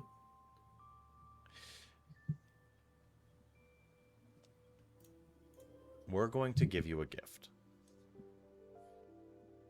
Your associate, Brunyandar, he was correct. There is always a cost. But I think that it's better that we don't reveal what that is just yet. I want it to be a surprise. What? It's not some... Sweetie, it's not some dark, terrible thing. I'm not taking your soul out. I'm not some old god. We are not a collective of terrifying beings. But there is a cost. Are you a god, though? Not quite. When you bring enough spiritually enlightened people into one spot, and you pour all of their energy into a place that has been on the history books, a place of great power itself, where there have been standing stones and druid groves, and for time immemorial has been a nexus for ley lines of natural magic, certain things come to be. And one of those things was us being more than the sum of what we were. Is Dad with you where you are?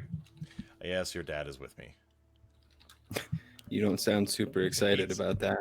He's been nagging me to show ourselves sooner. You'll speak to your father someday, but today is not that day. It is important that I am your emissary for this day. Okay. Believe me, he's very excited to meet you. I'm excited to meet him. Did you carve this, or did he? Oh, your father carved that. He is a carpenter. Was a carpenter.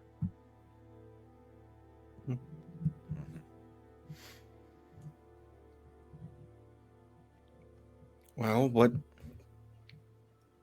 where do we go from here? Where you go from here is completely up to you, love. It is a very long and arduous path ahead of you. And I think that it's just important that you maintain your friendships, that you find a bit of inner peace, and that you're going to take what we give you and you're going to use it for the betterment of your friends and family. That's what you've always done. I mean, your great gift thus far has been whispers in the ear and the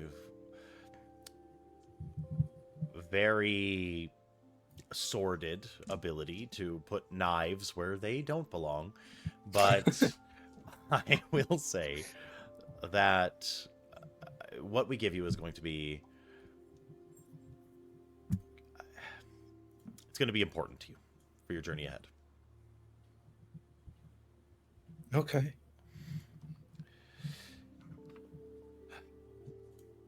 Now, I think that it's time for us to say goodbye.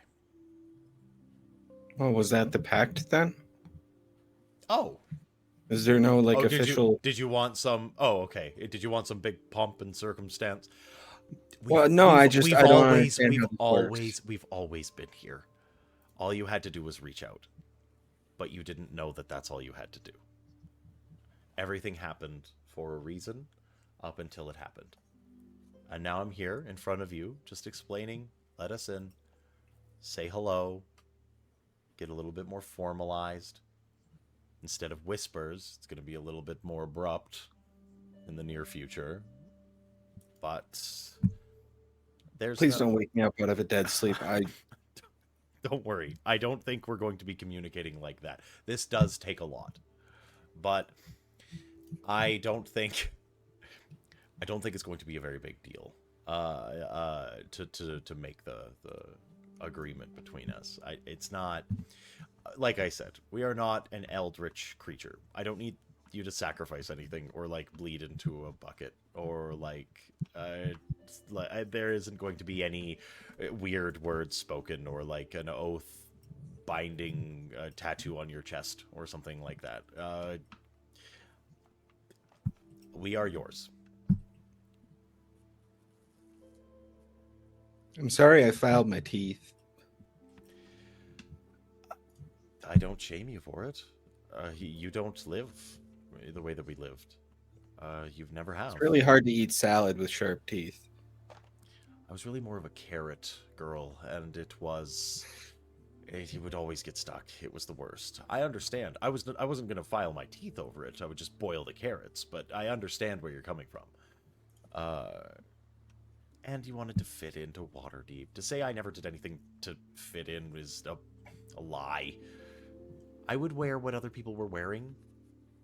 I would talk the way other people talk. We all shape each other. You saw a bunch of grubby human kids with square teeth and you thought, I want to be like that. I don't blame you for it. We're not treated the best around here. Well, Dad and Father made quite sure that I wasn't treated poorly. Well, it was probably the money. That helped a bit. Your dad and your father are very good people, I must say. Understand. I'm glad you like them. Well, they're doing their best. But they raised my girl right. So who am I to say? Can I see you whenever? Not whenever. I'm so sorry. But if you need me, I'll be there. If it's something dire, talk to Brunyandar. Speak to another mage. We can be spoken to. We can be summoned. It's an avenue to it. Grow powerful enough, and the bond will grow stronger, and it becomes easier.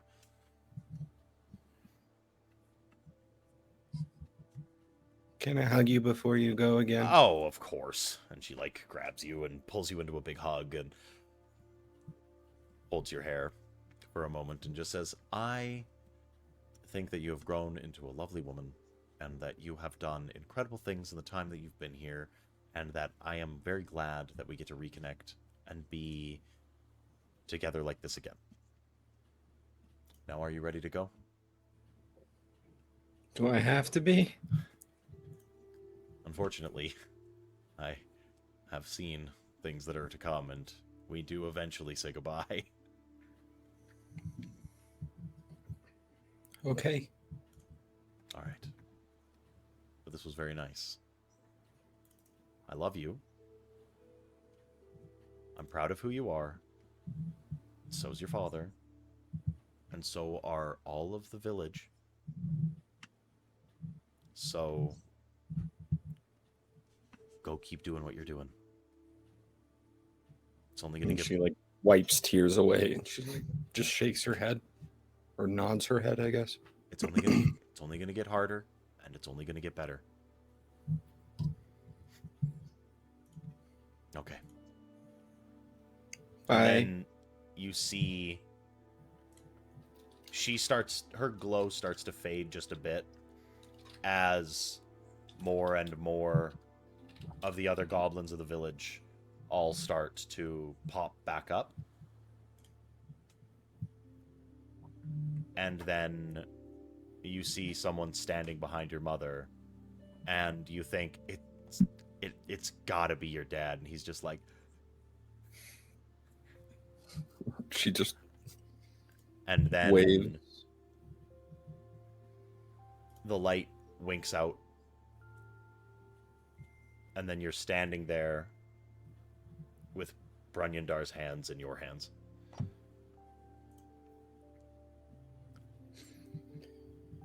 So,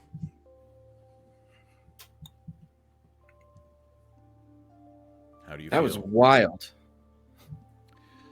That is the power of magic, my dear. It was my mom. It was your mother. She's been here the whole time. Apparently, I've always had magical abilities. I just needed to reach out first. Well, I presume that you're glad that you did. It's nice to know where I came from. I see. And the pact is formed? I think so. There wasn't any like special signing or anything. Sort of like... So they're not fiends. It's very unlikely No. very unlikely that they're deep creatures or old. They said I was gods. born on a blood moon. And then a week after that, that's when the entire village was slaughtered by human raiders. Very auspicious. Where That's are you? exactly what she said. Very, very auspicious. Where are you from? Where were Aaron, you I born? actually can't recall. You were born east of the Sword Mountains. There was no There was a name given. specific. I don't think there was a name given to the village, though. There wasn't a name given to the village, but it was a specific cave where the Argentums were mining for silver. We can find out. I don't think I have the name, though. If I'm not mistaken, it was just the Sword Mountains. Like, that's... Yeah, I think just a cave in the Sword Mountains where one of the mines were. Yeah. Well, if you do not know, you do not know, and that is fine. I wish that I had more to teach you, but initiating the pact is all that I can do for pact magic. I figured as much. They said they're giving me a gift, but I don't feel anything. Well, perhaps it must take some time. In other words, Aaron doesn't want me to level up yet.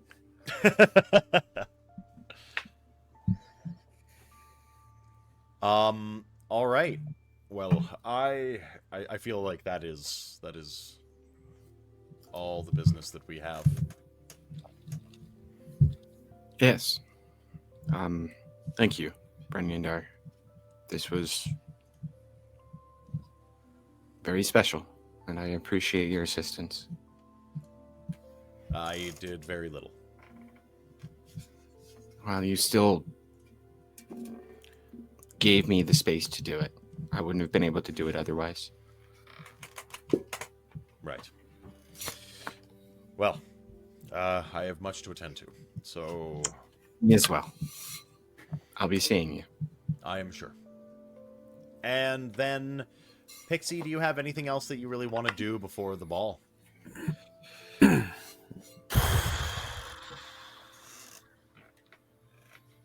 I mean, that was pretty heavy. Yeah, I don't think so.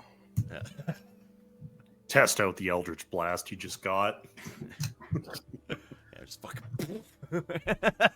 Listen, one of us has to take it, and I didn't. Yeah. Well, obviously, I'm going to take fucking Eldritch Blast. Yeah. Oh my god, of course. Yeah. Yeah. Yeah. It And it comes starts. No. The Eldritch Blast comes out as a bucket, hitting them in the head. Oh my god. Just... Dong. It makes the sound and everything. Every time, yeah. Yeah. Well, all right. I will be 1 second. Yeah. You continue. I Yeah. just got to use one. Yeah, take your time. We'll wait for Brandon to get back. I think it's about that time that we should probably tell everybody about Link's Tome of Adventure, right? Absolutely. Like 100%. Double feature. It feels appropriate. Hey, for everyone that's watching, everyone that's listening, everybody that at home, everybody across the universe. If you're watching on YouTube, if you're listening on Spotify, if you're seeing us live on Twitch right now, checking out the VOD, wherever you happen to be seeing this moment right now. Are you aware of Link's Tome of Adventure? Do you know what it is? So Link's Tome of Adventure is a professional dungeon mastering service by the eponymous Link. Now, this service runs 7 days a week.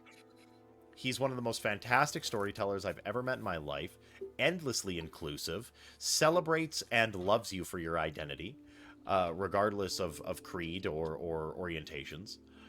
And he has made personal testimony to me that he will absolutely learn any system that you happen to be comfortable with. That if there's enough interest in it, then he's willing to run it.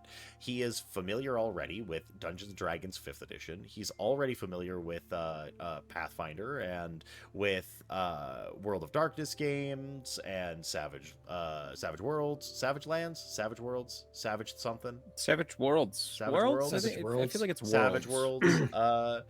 But he's willing to learn basically anything that you can think of.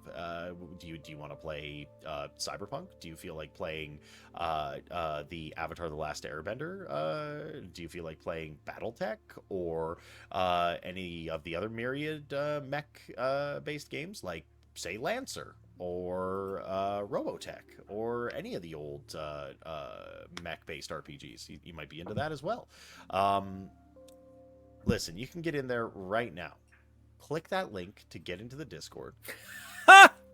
It's a voice call using Discord. Very true. Click that link. Click the link, and you'll get in there. He's endlessly welcoming. Dank memes in the Discord. Super fun community. And to be completely honest, like he's probably one of the cheapest services around. Like for the price of a movie ticket, you can get in on an adventure that may or may not change your entire life. Like if you're a newcomer or a veteran, he cater to both of those needs. You want a dungeon crawl? You want RP heavy sessions? You want like sort of a Regency style political game? Are you looking for like the machinations of a World of Darkness vampire power struggle? He's got it all. He can do it all. He's a jack of all trades and a master of all of them too. So check him out. Links to Tome of Adventure, everybody. He's smart, he's funny, and gosh darn it, people like him. Especially us. Especially these people. Yeah, especially the people that are here right now. We love them. Also a cutie patootie. Dyed his hair green the other day. Very fitting. That's fun. Looks great. Anyway. Before we go to the ball, if that's where we're going next, Torek, like the night before, was just going to ask Relica if she would rebraid his hair, so that he could have a silver string wound into it, and then put like a new silver bangle at the end to hold it together. So you approach Relica to fancy up your hair. She says, were you looking for maybe like some jewelry in it too? Like one of the clasps? Like the metallic clasps that hold Yes. like the braid? We can make that and put like the Argentum stamp on it, or perhaps something like that. That sounds fun. I'll have the blacksmith work on it. Yeah. It won't take him but an evening. That's great. Okay. And then we'll get some silver wire. Yeah. Great. And then she braids her hair. As she's braiding your hair, though, she asks, where did you go? Oh, I jumped off a bridge. Can you give me a perception really quickly? Perception. 20. 20. You can feel free to catch her hand as she's rummaging around in the bag that has the symbol of Moander in it. No, that's fine. She can rummage. Cool. She grabs it. She takes it. She produces it. What are we doing about this?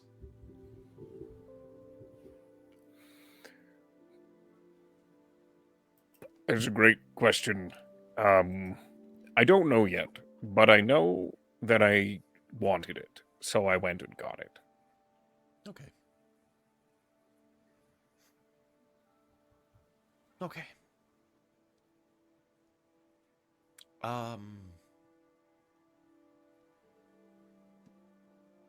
Do you know how to dance? Yes. Okay.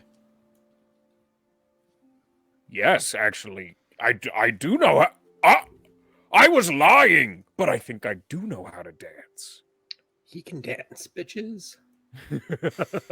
I can dance, bitch. Okay. Gotta love it when memes come true in real life. And then she stands up. She kicks the table into the corner of the room. And then she holds out her hand. Show me. I'm not going to the ball with a 7-foot tall lunk that has 2 left feet. What kind of dance do you want to do, Relica? Show me. Very well. And Torek stands up, takes her hand, and like yanks her into him, like real tight, and does like the Water Davian equivalent of like a tango. She illuminates the room with dancing lights. And then give me a performance, please. Natural 20. Oh my God! Oh, Nice! Holy shit. Torek may ride Matilda, but he's got the lightest feet in all of Waterdeep. He's going to be riding more than just Matilda.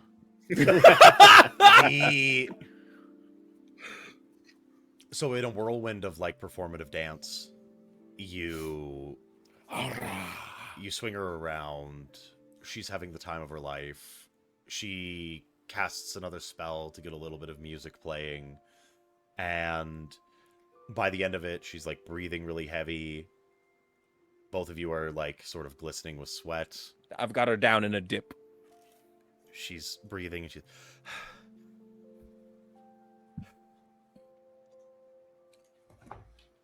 I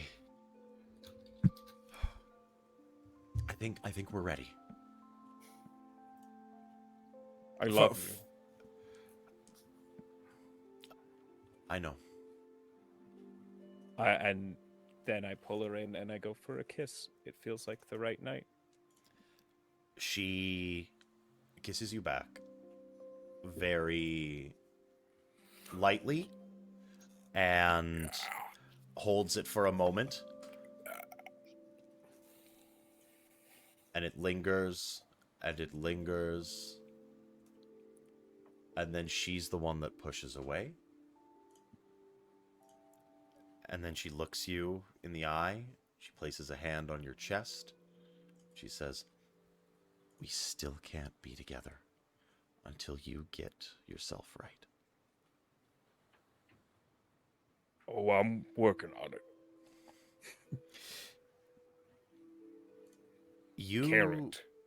You feel the ring heat up for a moment. And then you feel the mouth jabber for a second. In your pocket.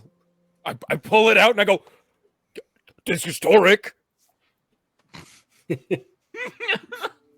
And out from the mouth, its fangs retract, and then the lips part ever so slightly, and then an almost imperceptible voice comes out, and it just says, "Devotion."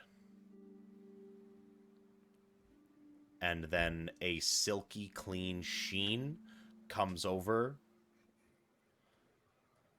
the tablet, and the ring's fangs retract back into a simple golden band,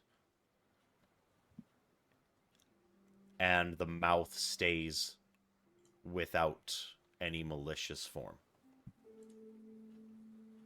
I look at Relica. Relica's looking at it, and then you're looking at her, and she looks at the tablet, and then she looks at you.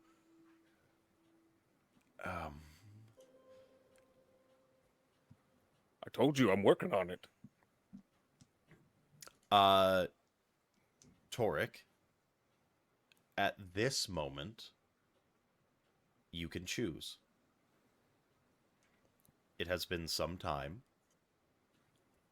and you've gone through several transformative acts. If you wish, you could make an oath of devotion and go along that path.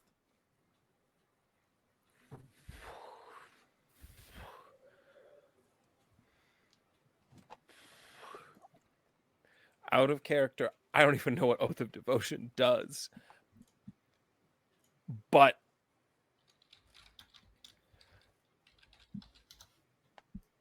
hell yeah.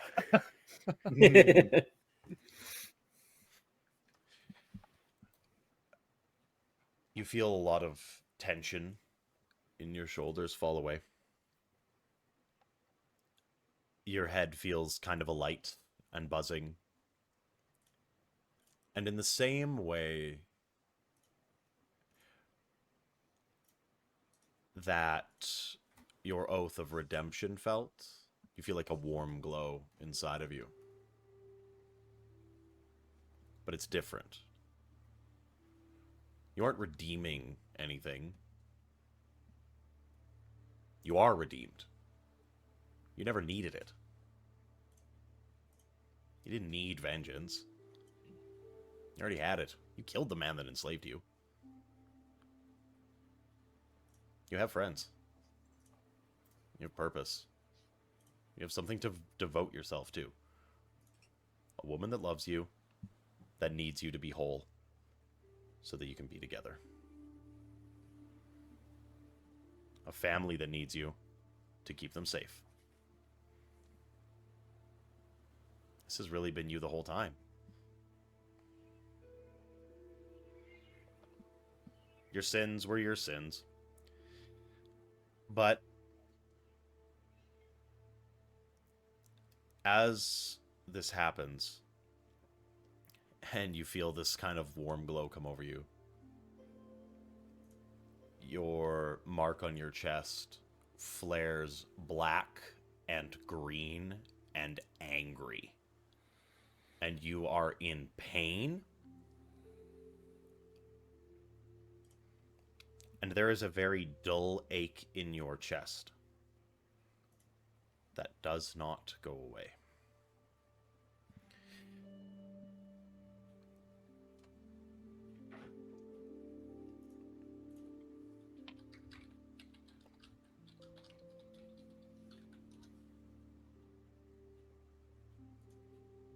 thing that led you to take an oath of vengeance has not left. And it is bucking against the new oath that you've taken.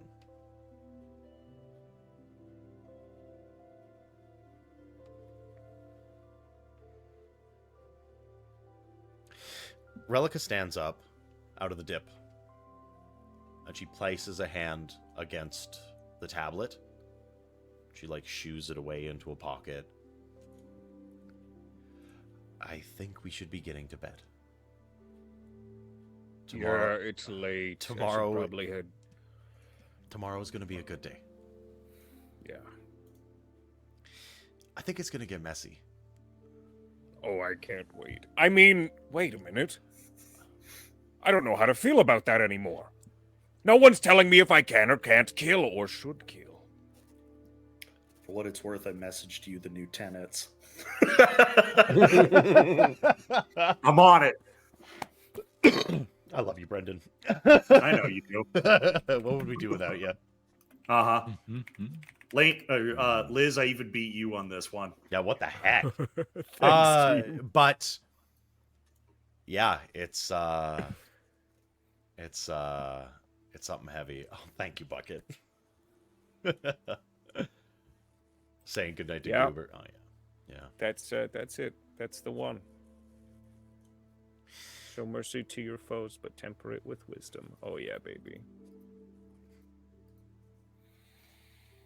I think that it's about time we show up and ride rough on these creatures.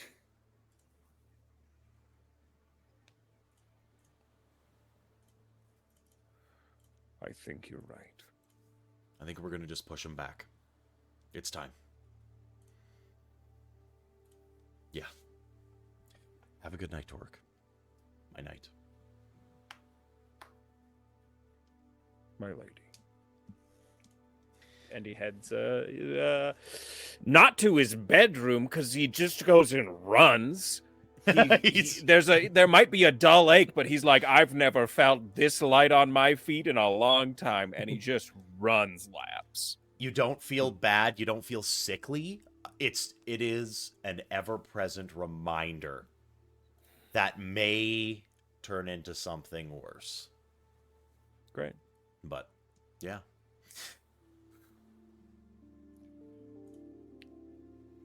Well, I think it's about time. I think we've got enough time this evening. Everyone rises in the morning. Not quite. We're not calling it a night yet. We're gonna do we're gonna do a little epilogue for the evening, but a little lead in. But everyone arises in the morning. You go about your daily rituals. You get your wiggles out. Calisthenics for Torek. Bori helps out in the kitchen with a big breakfast. Dante starts reading up. Dante starts his cataloging of like Torek's condition and like the God Null. Egan. And sorry. Egan's condition. And like starts looking up like eldritch powers influencing physical forms.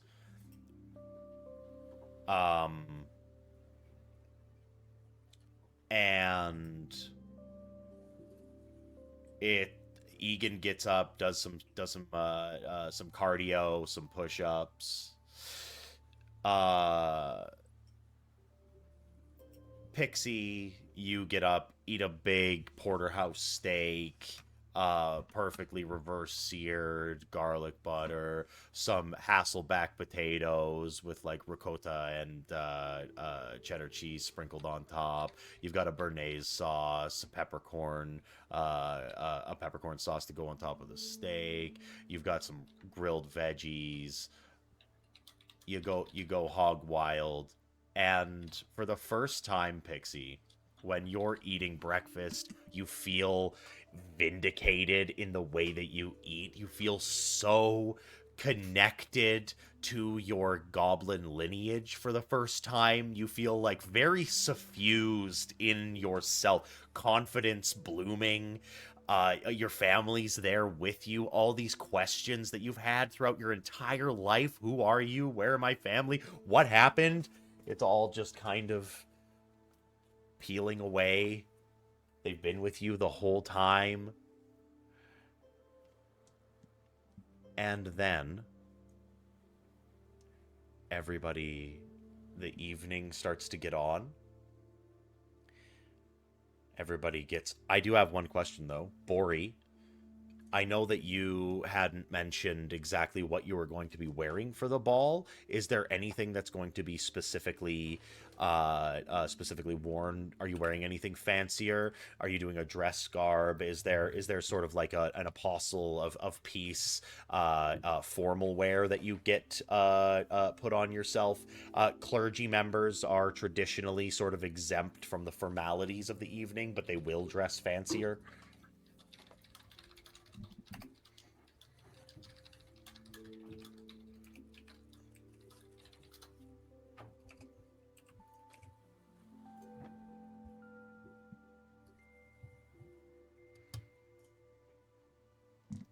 Was I muted? Yeah, Yep. for sure you were. We couldn't tell because of the beard. I was waiting for dramatic effect. I was like, oh, well, he's got something good. No, I'm like, hey, have we figured out if we're gonna... I will bring it to everyone's attention. Hey, I might be there. Should I be not myself? Cue last minute disguise / shopping montage with Dante. Getting Bori ready for the ball. Yeah, that's totally fine. How would you like to go about it, though? Is the real question. Or is it going to be a spell, or is it going to be a mundane disguise? I was thinking ceremonial mountain plate that covers the whole body, head to toe. That's insane. Yeah. Is that something I can wear that? What's that? Clerics get heavy armor, don't they? No. No. Do mountain dwarves get heavy armor? I don't think he's a mountain dwarf is the thing. I get medium armor. Okay. If we make it ceremonial, designed specifically for appearances only, I don't think it would count as anything besides medium. You're the boss. Yeah. Well, I just want Bori's input. Is that something that Bori would want to wear? Bori has 15 gold. Oh. So Dante. Total. Dante, how much money are you willing to spend? Ceremonial mountain plate is not a cheap expense. Well, I have about 400 gold left. You could blow 400 gold. Or you can go to Daddy Dearest. Ooh. Or nobody's gonna yell at Do we you have taking from House Argentum's coffers. You want to fucking bet? The guy that let us do that is gone. Yeah. That's true. So, what do you want to do? Wait, hold on. What spells do I have here? Yep. I could probably work something up here. You got produce gold? Nope, I don't. Ooh, That's the one I have. Turn silver to gold would be a real good spell right about now. Yes. Uh-huh, Yeah. Turn gold to uh-huh. platinum. Platinumify. Yeah. Turn dirt to platinum. That'd be the best one. Yeah, That's that'll the do best it. one. Yeah. That's a second level druid spell. They're not overpowered. Yeah. Yeah. Oh. Okay, so I don't think I can do fully ceremonial mountain plate, but could I do ceremonial armor that comes with a helmet? You could definitely get armor that's going to cover Bori. Yes. Like Yes. with a face mask and the whole thing. Yeah. Yeah, that is 100% within the realm of possibility. All right. What's that going to run me? I'd say 200 gold pieces. Armor's not cheap. Okay. Ceremonial stuff. Well, especially especially last minute order too. That's exactly it. So 200 gold pieces. It'll count as half plate for the purposes of armor specifics. Neat. My AC goes up. Oh, hell yeah. Bori Hell out. yeah. Yeah, that is literally the best medium armor you can get. And yeah, that's gonna be what Bori rocks. Now it is going to be completely bunk if Bori has to remove his helmet at all. That is the case. You know that. I'll also do some like makeup, like we'll redo his beard, like we'll actually make like a disguise check with it. I'll pick up a disguise kit while I'm out. Yep. Which I believe I'll just spend the money for. I can buy that one. Oh, can Probably. you? Wait, where's the fucking cost? For what? What are you looking for? Disguise kit. Oh, it's 25 gold. No, you can't. Nope, I sure can't. Oh, All my right. goodness. All right. So write it down, or I'll write that one down, actually. I Disguise owe kit. Dante lots of money. Right. Yeah, you owe me 225 gold. But I don't think I have proficiency, but I do have very good deception. And we do have Gavin, We also do have Gavin Yes. that we who, can if I ask. had to guess, probably knows. Yeah. Once I get the armor sorted out, we'll go to Gavin and get the actual. You purchase the specifics. armor, and then you come back to House Argentum. Mhm. Gavin is laying in wait, and he absolutely has the skills to pay the bills when it comes to disguising people. Let's see. I slap the kid in his hand, and I'll give him the help action as well. Oh, okay. That's an 18 on the dice. I'll give him guidance. Oh, hell Oh, yeah. guidance, Oh, hell yeah. Guidance in this campaign? Oh, wow. That's a 4. That's a 4 on the dice. So 22 Yep. plus Gavin's bonus. Plus Gavin's proficiency bonus. He's the same level as you. And then it's Dex. 26. It's Dex for disguise kits, right? Dex, yeah. I'm That pretty makes sure. that makes sense. Awesome. So that's probably 28 Big. to 30 range. So Big. Bori looks unrecognizable. Slender down his features. Has My completely dad bod's gone. has completely braided the Vertical bearded- vertical metal strips on the half plate to look slimming. Yeah, vertical metal plates that look slimming. The actual, but the face is where he does the magic. Nose gets elongated even further. The brows are plucked immaculately. Yeah, no, it's night and day. Night and day. I'll also prestidigitation some of the patterns onto the armor so that after the ball is done, the armor doesn't look exactly the same. Right. Yeah. Do some Okay. just quick color changes. So with that, everybody mounts up on Thank you. on their steeds Got you. and rides off to House Wands.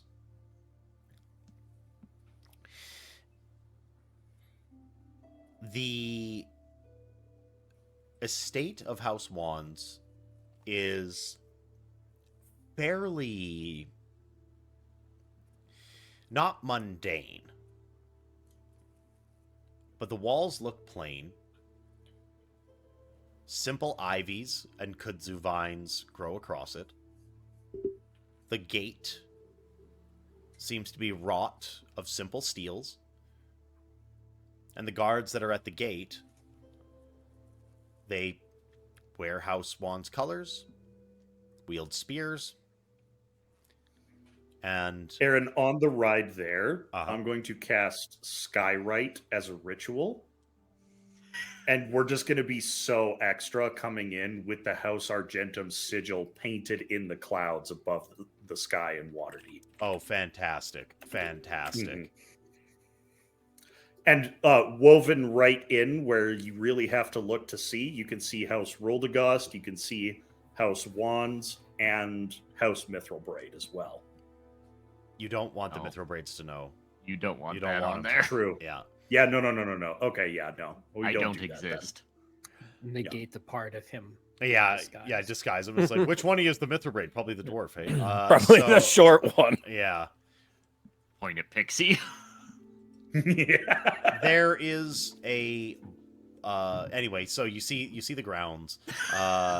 The household itself is a 2-story manor that seems to be bedecked with many verandas that alight the 2nd-story windows.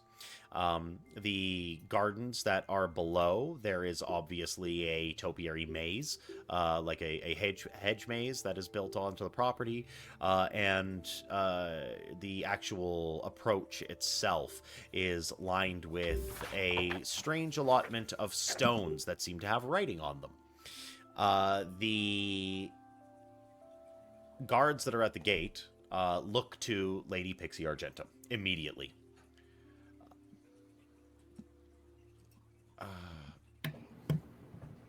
Your arrival was predicted, Lady Pixie. We know that this is your first appearance here at the hall. Your fathers were in good rapport with the household, so we have been told to bring you in. Thank you for your hospitality. Yes, of course. If you would just make your way inside, your steeds will be stabled upon the in the Wands stables, and we ask that when you go inside, please make your way into the sitting chambers, and then the festivities will be beginning sometime after sun falls. But please go and make yourself acquainted with everyone. Could I make an insight check on this guy? He's feeling a little too cordial. Sure. I just want to say that Dante's being carried in on a tensor's floating disc instead of walking. God. Oh, hell yeah. Damn it, Dante. 17. Yeah. Something about this guy does not fucking feel right. Immediately. Too friendly. Keeps looking at Pixie. How did he know that it was Pixie Argentum coming? How did he know she was coming? I cast Zone of Truth on him. Okay. Which What's the I'm save pretty on that sure. again? It is going to be charisma save DC 15, I believe. Okay. 14. Okay. A gentle white light alights itself in a circle around the man. And he looks at you. And then he looks at the circle. There will be no need for that. Torek, what was that about? Who are you again? Did the spell take effect? No. Who are you again? I am merely a servant of House Wands. I am a guard for the front gate. Mm-hmm. I can speak only truth. The Lady Pixie was expected. Why was her I entourage. expected? Can I make a perception check, Aaron? Is this guy a doppelganger? You can make a perception check, yeah. Wait, we literally shone our symbol in the air, and everyone's curious why we were expected.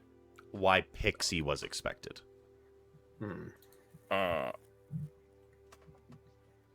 No, this guy doesn't sit right. Why are you evil? I am not evil. I What are you? merely am. Okay, you're being really weird, is what you am being. I would happen to agree with Sir Torek here. Why did you expect me? I dropped Zone of Truth. That shit didn't work anyway.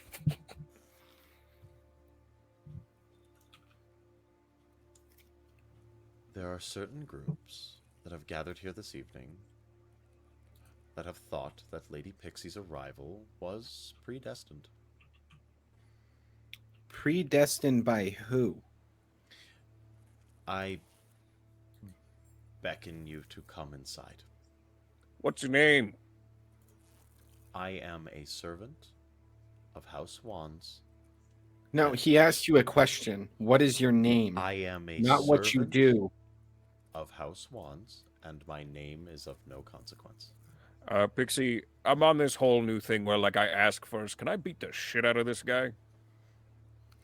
As you guys start Aaron, pressing this guy, one sec. One, As you guys start pressing this guy, you notice that there are several other carriages and individuals approaching the gate. The carriages are bedecked with the colors and symbols of other noble houses. You're being watched. So at this point, I would like to use my courtier background feature. Uh-huh. Knowing what I know about noble society and how wizardly noble houses in particular operate, is this guy under the effect of some sort of charm, compulsion? Unlikely. Unlikely? Okay. Yeah. Pressed compulsion to service has been a very big faux pas in Waterdeep for some time now. You do know I figured that. as much. Yeah. However, is it possible that they would have known Pixie in particular was coming? Roll me a history. Via magical history. Okay. Roll me a history. Aaron, I would also like to be rolling an insight check. Sure. Or historically speaking, House Wands has employed the use of constructs and elementals to protect its holdings. Okay. Dante's going to lounge languidly off of his Tensor's floating disc up in between Toric and Pixie and go, these guys historically use constructs, elementals, things like that to work the gates. Also, we're being watched down the way. I suggest we smile through our teeth, walk in politely, and not make a scene in front of all of these other noble houses. And then Dante's going to look at the man and go, thank you very much for stabling our horses. I will be making my way in now. And languidly float through the gate. Your insight check reveals that the man has a very placid face, that if you're pressing him in any sort of substantial way, that it isn't showing on his features, and if he is lying or is it employing any sort of deception, that he's either very good at it or isn't.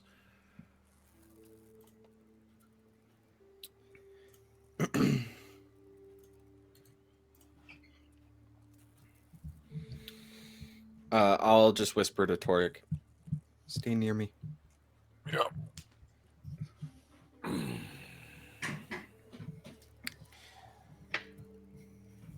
The gates open, and you make your ways inside. Two servants appear from the wayside in order to take your steeds from you. What's your name? He's a young man, maybe 18, 19. I'm Daniel. Hello, Daniel. This is Matilda. She means more to me than anything in the world. I promise that she'll be taken care of. Here are some gold pieces. Be sure that she is taken well care of. Them. Oh. I'll do my best. She likes apples. Oh. Well, we've got apples. Very good. I'll take good care of them all. Thank you. So, you're taken off of your steeds. You make your way in, up to the front doors. And that's where we're going to stop for the evening. Nice. That's it. I'm really Very good. I'm ready to dance, baby. That 50 gold spent on Tensor's floating suspicious. Yeah. That 50 gold I spent on Tensor's floating disc might be the best 50 gold I've ever spent. I spent as much on my coat as you spent on your magic flying disc. Oh, it only floats. It can't fly. What? Yes, sorry. Magic floating disc. I don't know what I was thinking. Oh, sorry, I lied. It's 50 gold and then the cost of a scroll of it in order to be able to copy it into my ritual book. So probably closer to 100. You know how much Torek spent on Matilda? $0. Nothing. It's true. It's true. Founder. Yeah. My 12-inch magic floating disc. Nice. Stay classy, Sam. That's why we keep you around. That's why we keep you around. I was about to say I cast Speak with Animals as a ritual on myself and tell Matilda that Torek's a bitch if we're gonna compare. Oh my god. No, I don't do that. That was a good fucking stream. That was a good session. That was a heavy one. Good sesh, boys. We consistently have heavy ones. That is true. We really lean into the shit. Yeah, we lean into shit. 100%. Delaney, did you stick around the whole time? I feel like you did. She absolutely did. Yeah, I had a feeling. Trauma bonding. Oh, yeah. Good.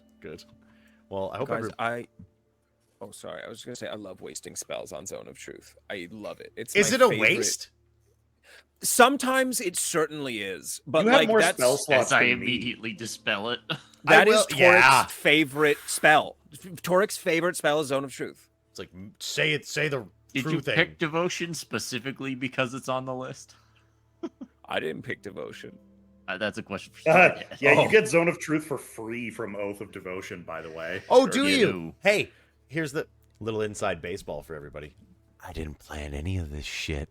I didn't know what Devotion did. I still don't. It fits.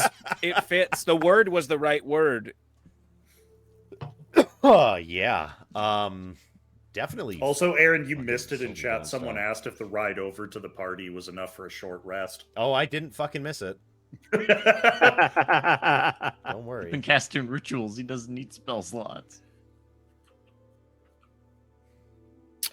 Oh, Sylvie redeeming name of future NPC. I'm logging it. Oh. I love them already. I really wish I could have seen Bucket's reaction to that whole... That was good. That was real good. That whole situation. Because, I mean, obviously... Oh, Fablemancers did too. Okay. Well, now you got to name one. Is it what? Listen, if you want Chef Kargs in the fucking game, I mean, like, all you got to do Chef is... Karga.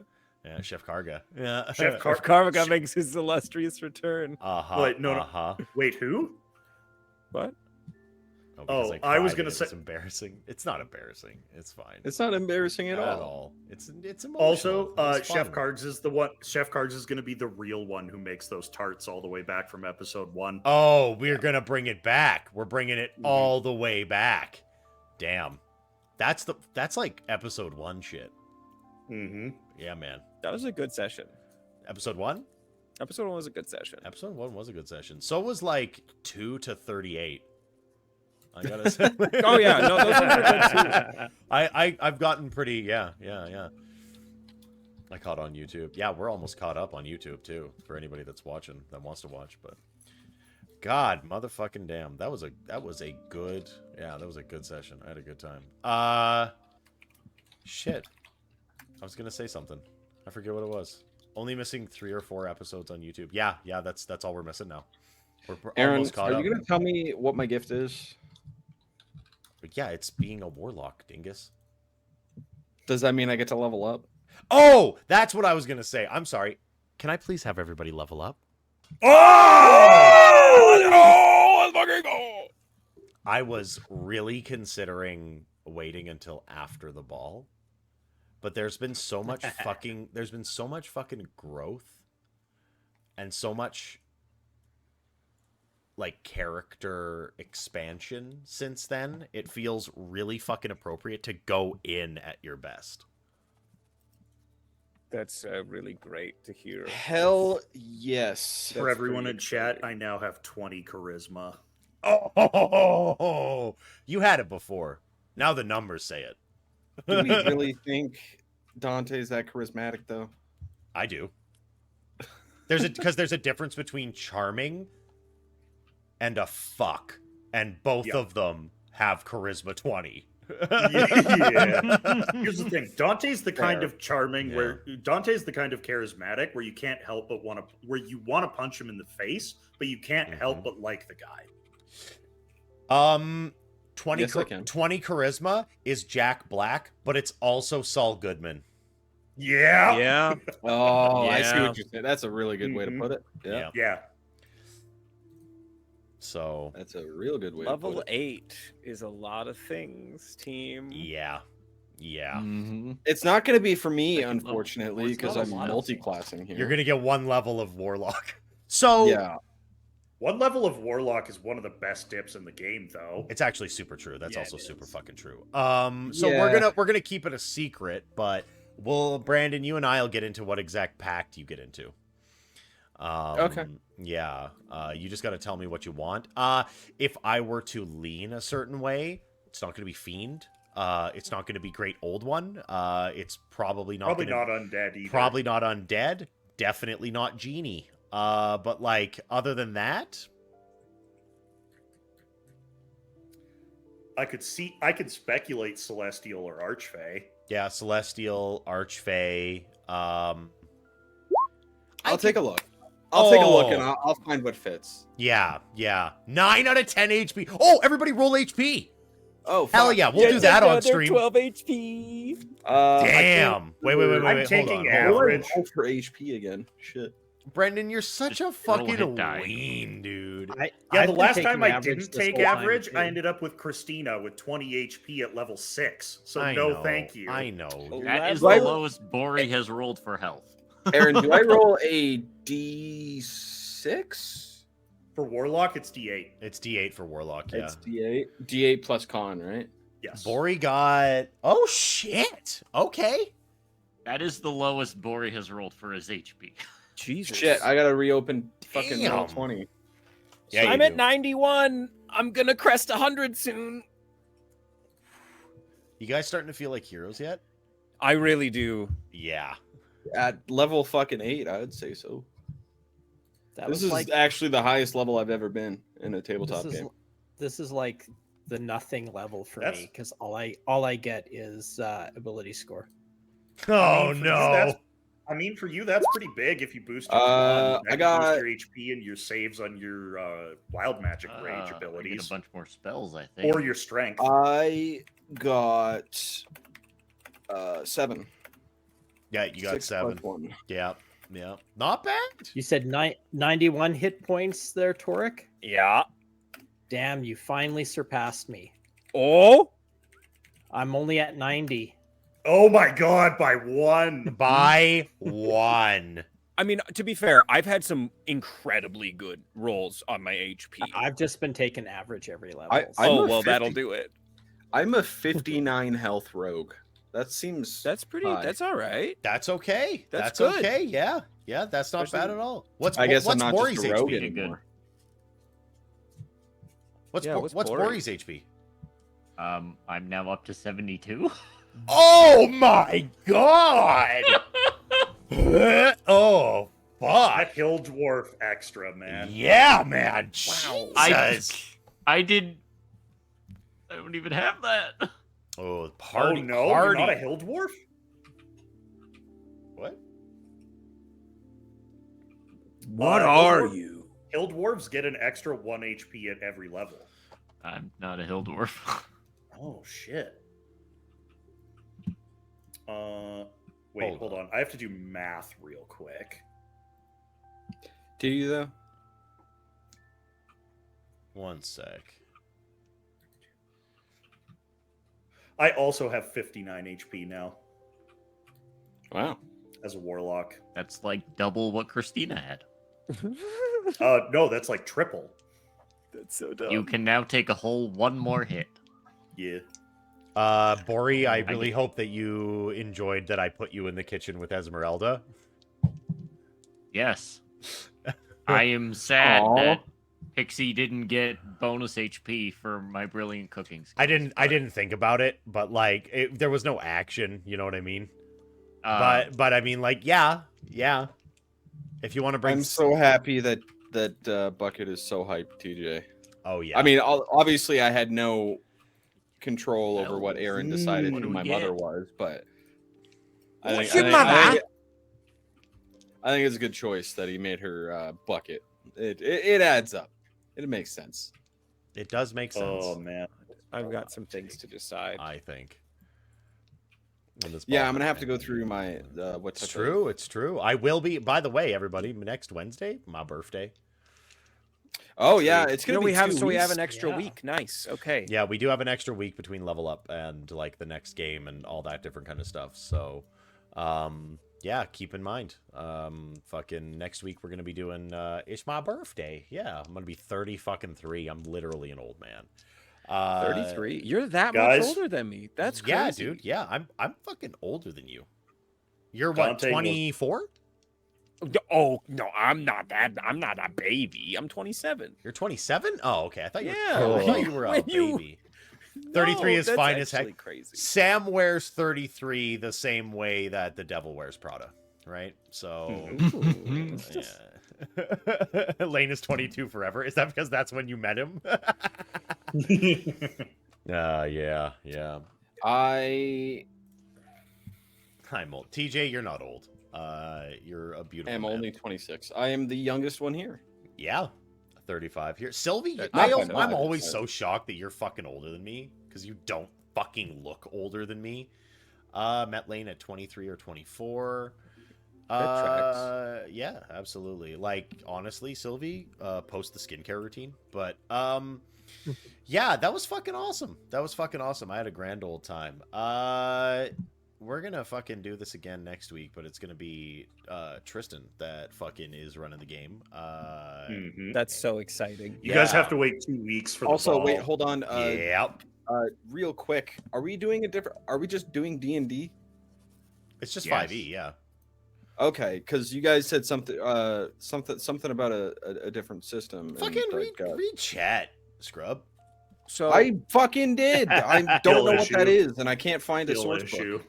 But if it's Uh, just fucking 5e, then that's yeah, fine. It's just as far as 5e. like species traits, are we like fair game? Go nuts. Pick one that works. Find a well? way to justify it to Tristan or go custom lineage. Great. I literally am just making a tabaxi. Yeah. Yeah. That, I'm- that I went checks out. custom lineage. I'm a cat. I'm a cat. I'm a cat. I'm gonna So, look for dog stats. I'm gonna. Look I for am dog going folk to be a stats. possum, so I'm a cat. You better have an appropriate cat voice modulation on your. Oh, And we're starting- Yeah, Aaron's got to be a cat boy for his Oh, birthday. did you guys wait? Hold on. We can actually test this right now to see if it comes through on stream. I do want to see this. All right. oh, Jake Hold on. left. Yeah. no, Jake didn't leave. Hold on. Jake, I see Jake. Oh, I don't see Jake. Hold on. Guys, I Lost think- Lane. Let's see. I'm not fully decided on it yet, but I think Dante might have banishment now. That's Ooh. disgusting. I love that. Yeah. Hey, I'm that torn makes between two of that- us. Oh. If banishment's going to be Bori's thing, I'll go something else. No, it's Okay. fine. You can take it. Does Does this this work? work? That Hello? works for us. It's Hello? Hello? for us. Oh, Stop that. Oh God, that's so bad. It's perfect. It's so bad. It's perfect. it's pretty, Pretty rough. rough. Yeah. Yeah. It's Oh my not god. okay. But But if It's it works, perfect. that's that's all I need. It's More like a illegal. mouse. Is Is it illegal? Yeah. Yeah. You sound like Finster. Oh, I can. And it's gone. Oh, good. I can sleep. Yeah. Yeah, so anyway, I have I snagged voice mod. I want to be doing some voices on stream for like dramatically appropriate creatures, like if we're gonna go up against a dragon, or like if we're gonna be doing that, if we're gonna be doing a like eldritch beings or whatever. Like sometimes their voices are so different that I can't really like articulate that in a way that I feel is gonna be as fucking awesome as I can make it. So I got voice mod. Fuck it. Yeah, because there's stuff. Well, I'll leave it. I'll leave some things for little surprise. But yeah, Anyway, everybody, we're gonna find somebody to raid out to. Just so you all know, though, I love you. And I think you're amazing, and all of our fans are the best. You're all fucking the most wonderful people on the planet. And while you search for a raid out, tomorrow, Baldur's Gate ? Yeah, that is the plan. Baldur's Gate ! Come back tomorrow for Baldur's Gate. Swing on back here. Is this Friday Cyberpunk? Yes. No. I thought so. Yes. Come back tomorrow for some Baldur's Gate. Come back Friday for some Cyberpunk. Tomorrow's gone. I'm sorry if that's the wrong. Tomorrow's no, gone that's right. Is right. Yeah. Tomorrow's Is it Sure is. Cyberpunk this Friday? Yeah. I thought it was. Okay. Because you and Lane did the thing last week. Yeah, that checks Oh out. yeah. Yeah. Being a monk. And That makes hey, sense. you crazy cats! Next week, Tristan's DMing for us, playing a cute, cuddly one shot. You're gonna kind of want to come and check that one out. Tell your friends, tell your parents, tell me, because I might forget. It's true. No, it's I true. am an idiot. I can almost Aren't we all? assure that I will have forgotten. It's our fucking brand. At this point, It is. Yep. Just being We're all- Stream. We're all so ADHD. It's actually okay. actually ridiculous. Oh my god, I'm so glad that guaranteed ass and pee followed us earlier. Fucking bots. Get out of here. You butt face. Watch that guy come back into the chat and be like, "Oh, I fucking love you guys. You're the greatest streamers ever." Cool, then apologize for fucking being a dink and posting dumb ads. Shut up. Oh, is that what happened? Yeah, it's 100%. I missed that. They can't come back? Oh, cool. Miss Liz banned them. Oh. Actually, Yeah, no, I got fucking I got the banned. spell I'm taking, but I'm not telling chat. Hey everybody, I we're gonna go and raid out to Neon Lich Studios because nice. they have been super sweet to us in the past, and they seem to be super great people. Their Discord's awesome, and they're just great. So I'm gonna start the raid now.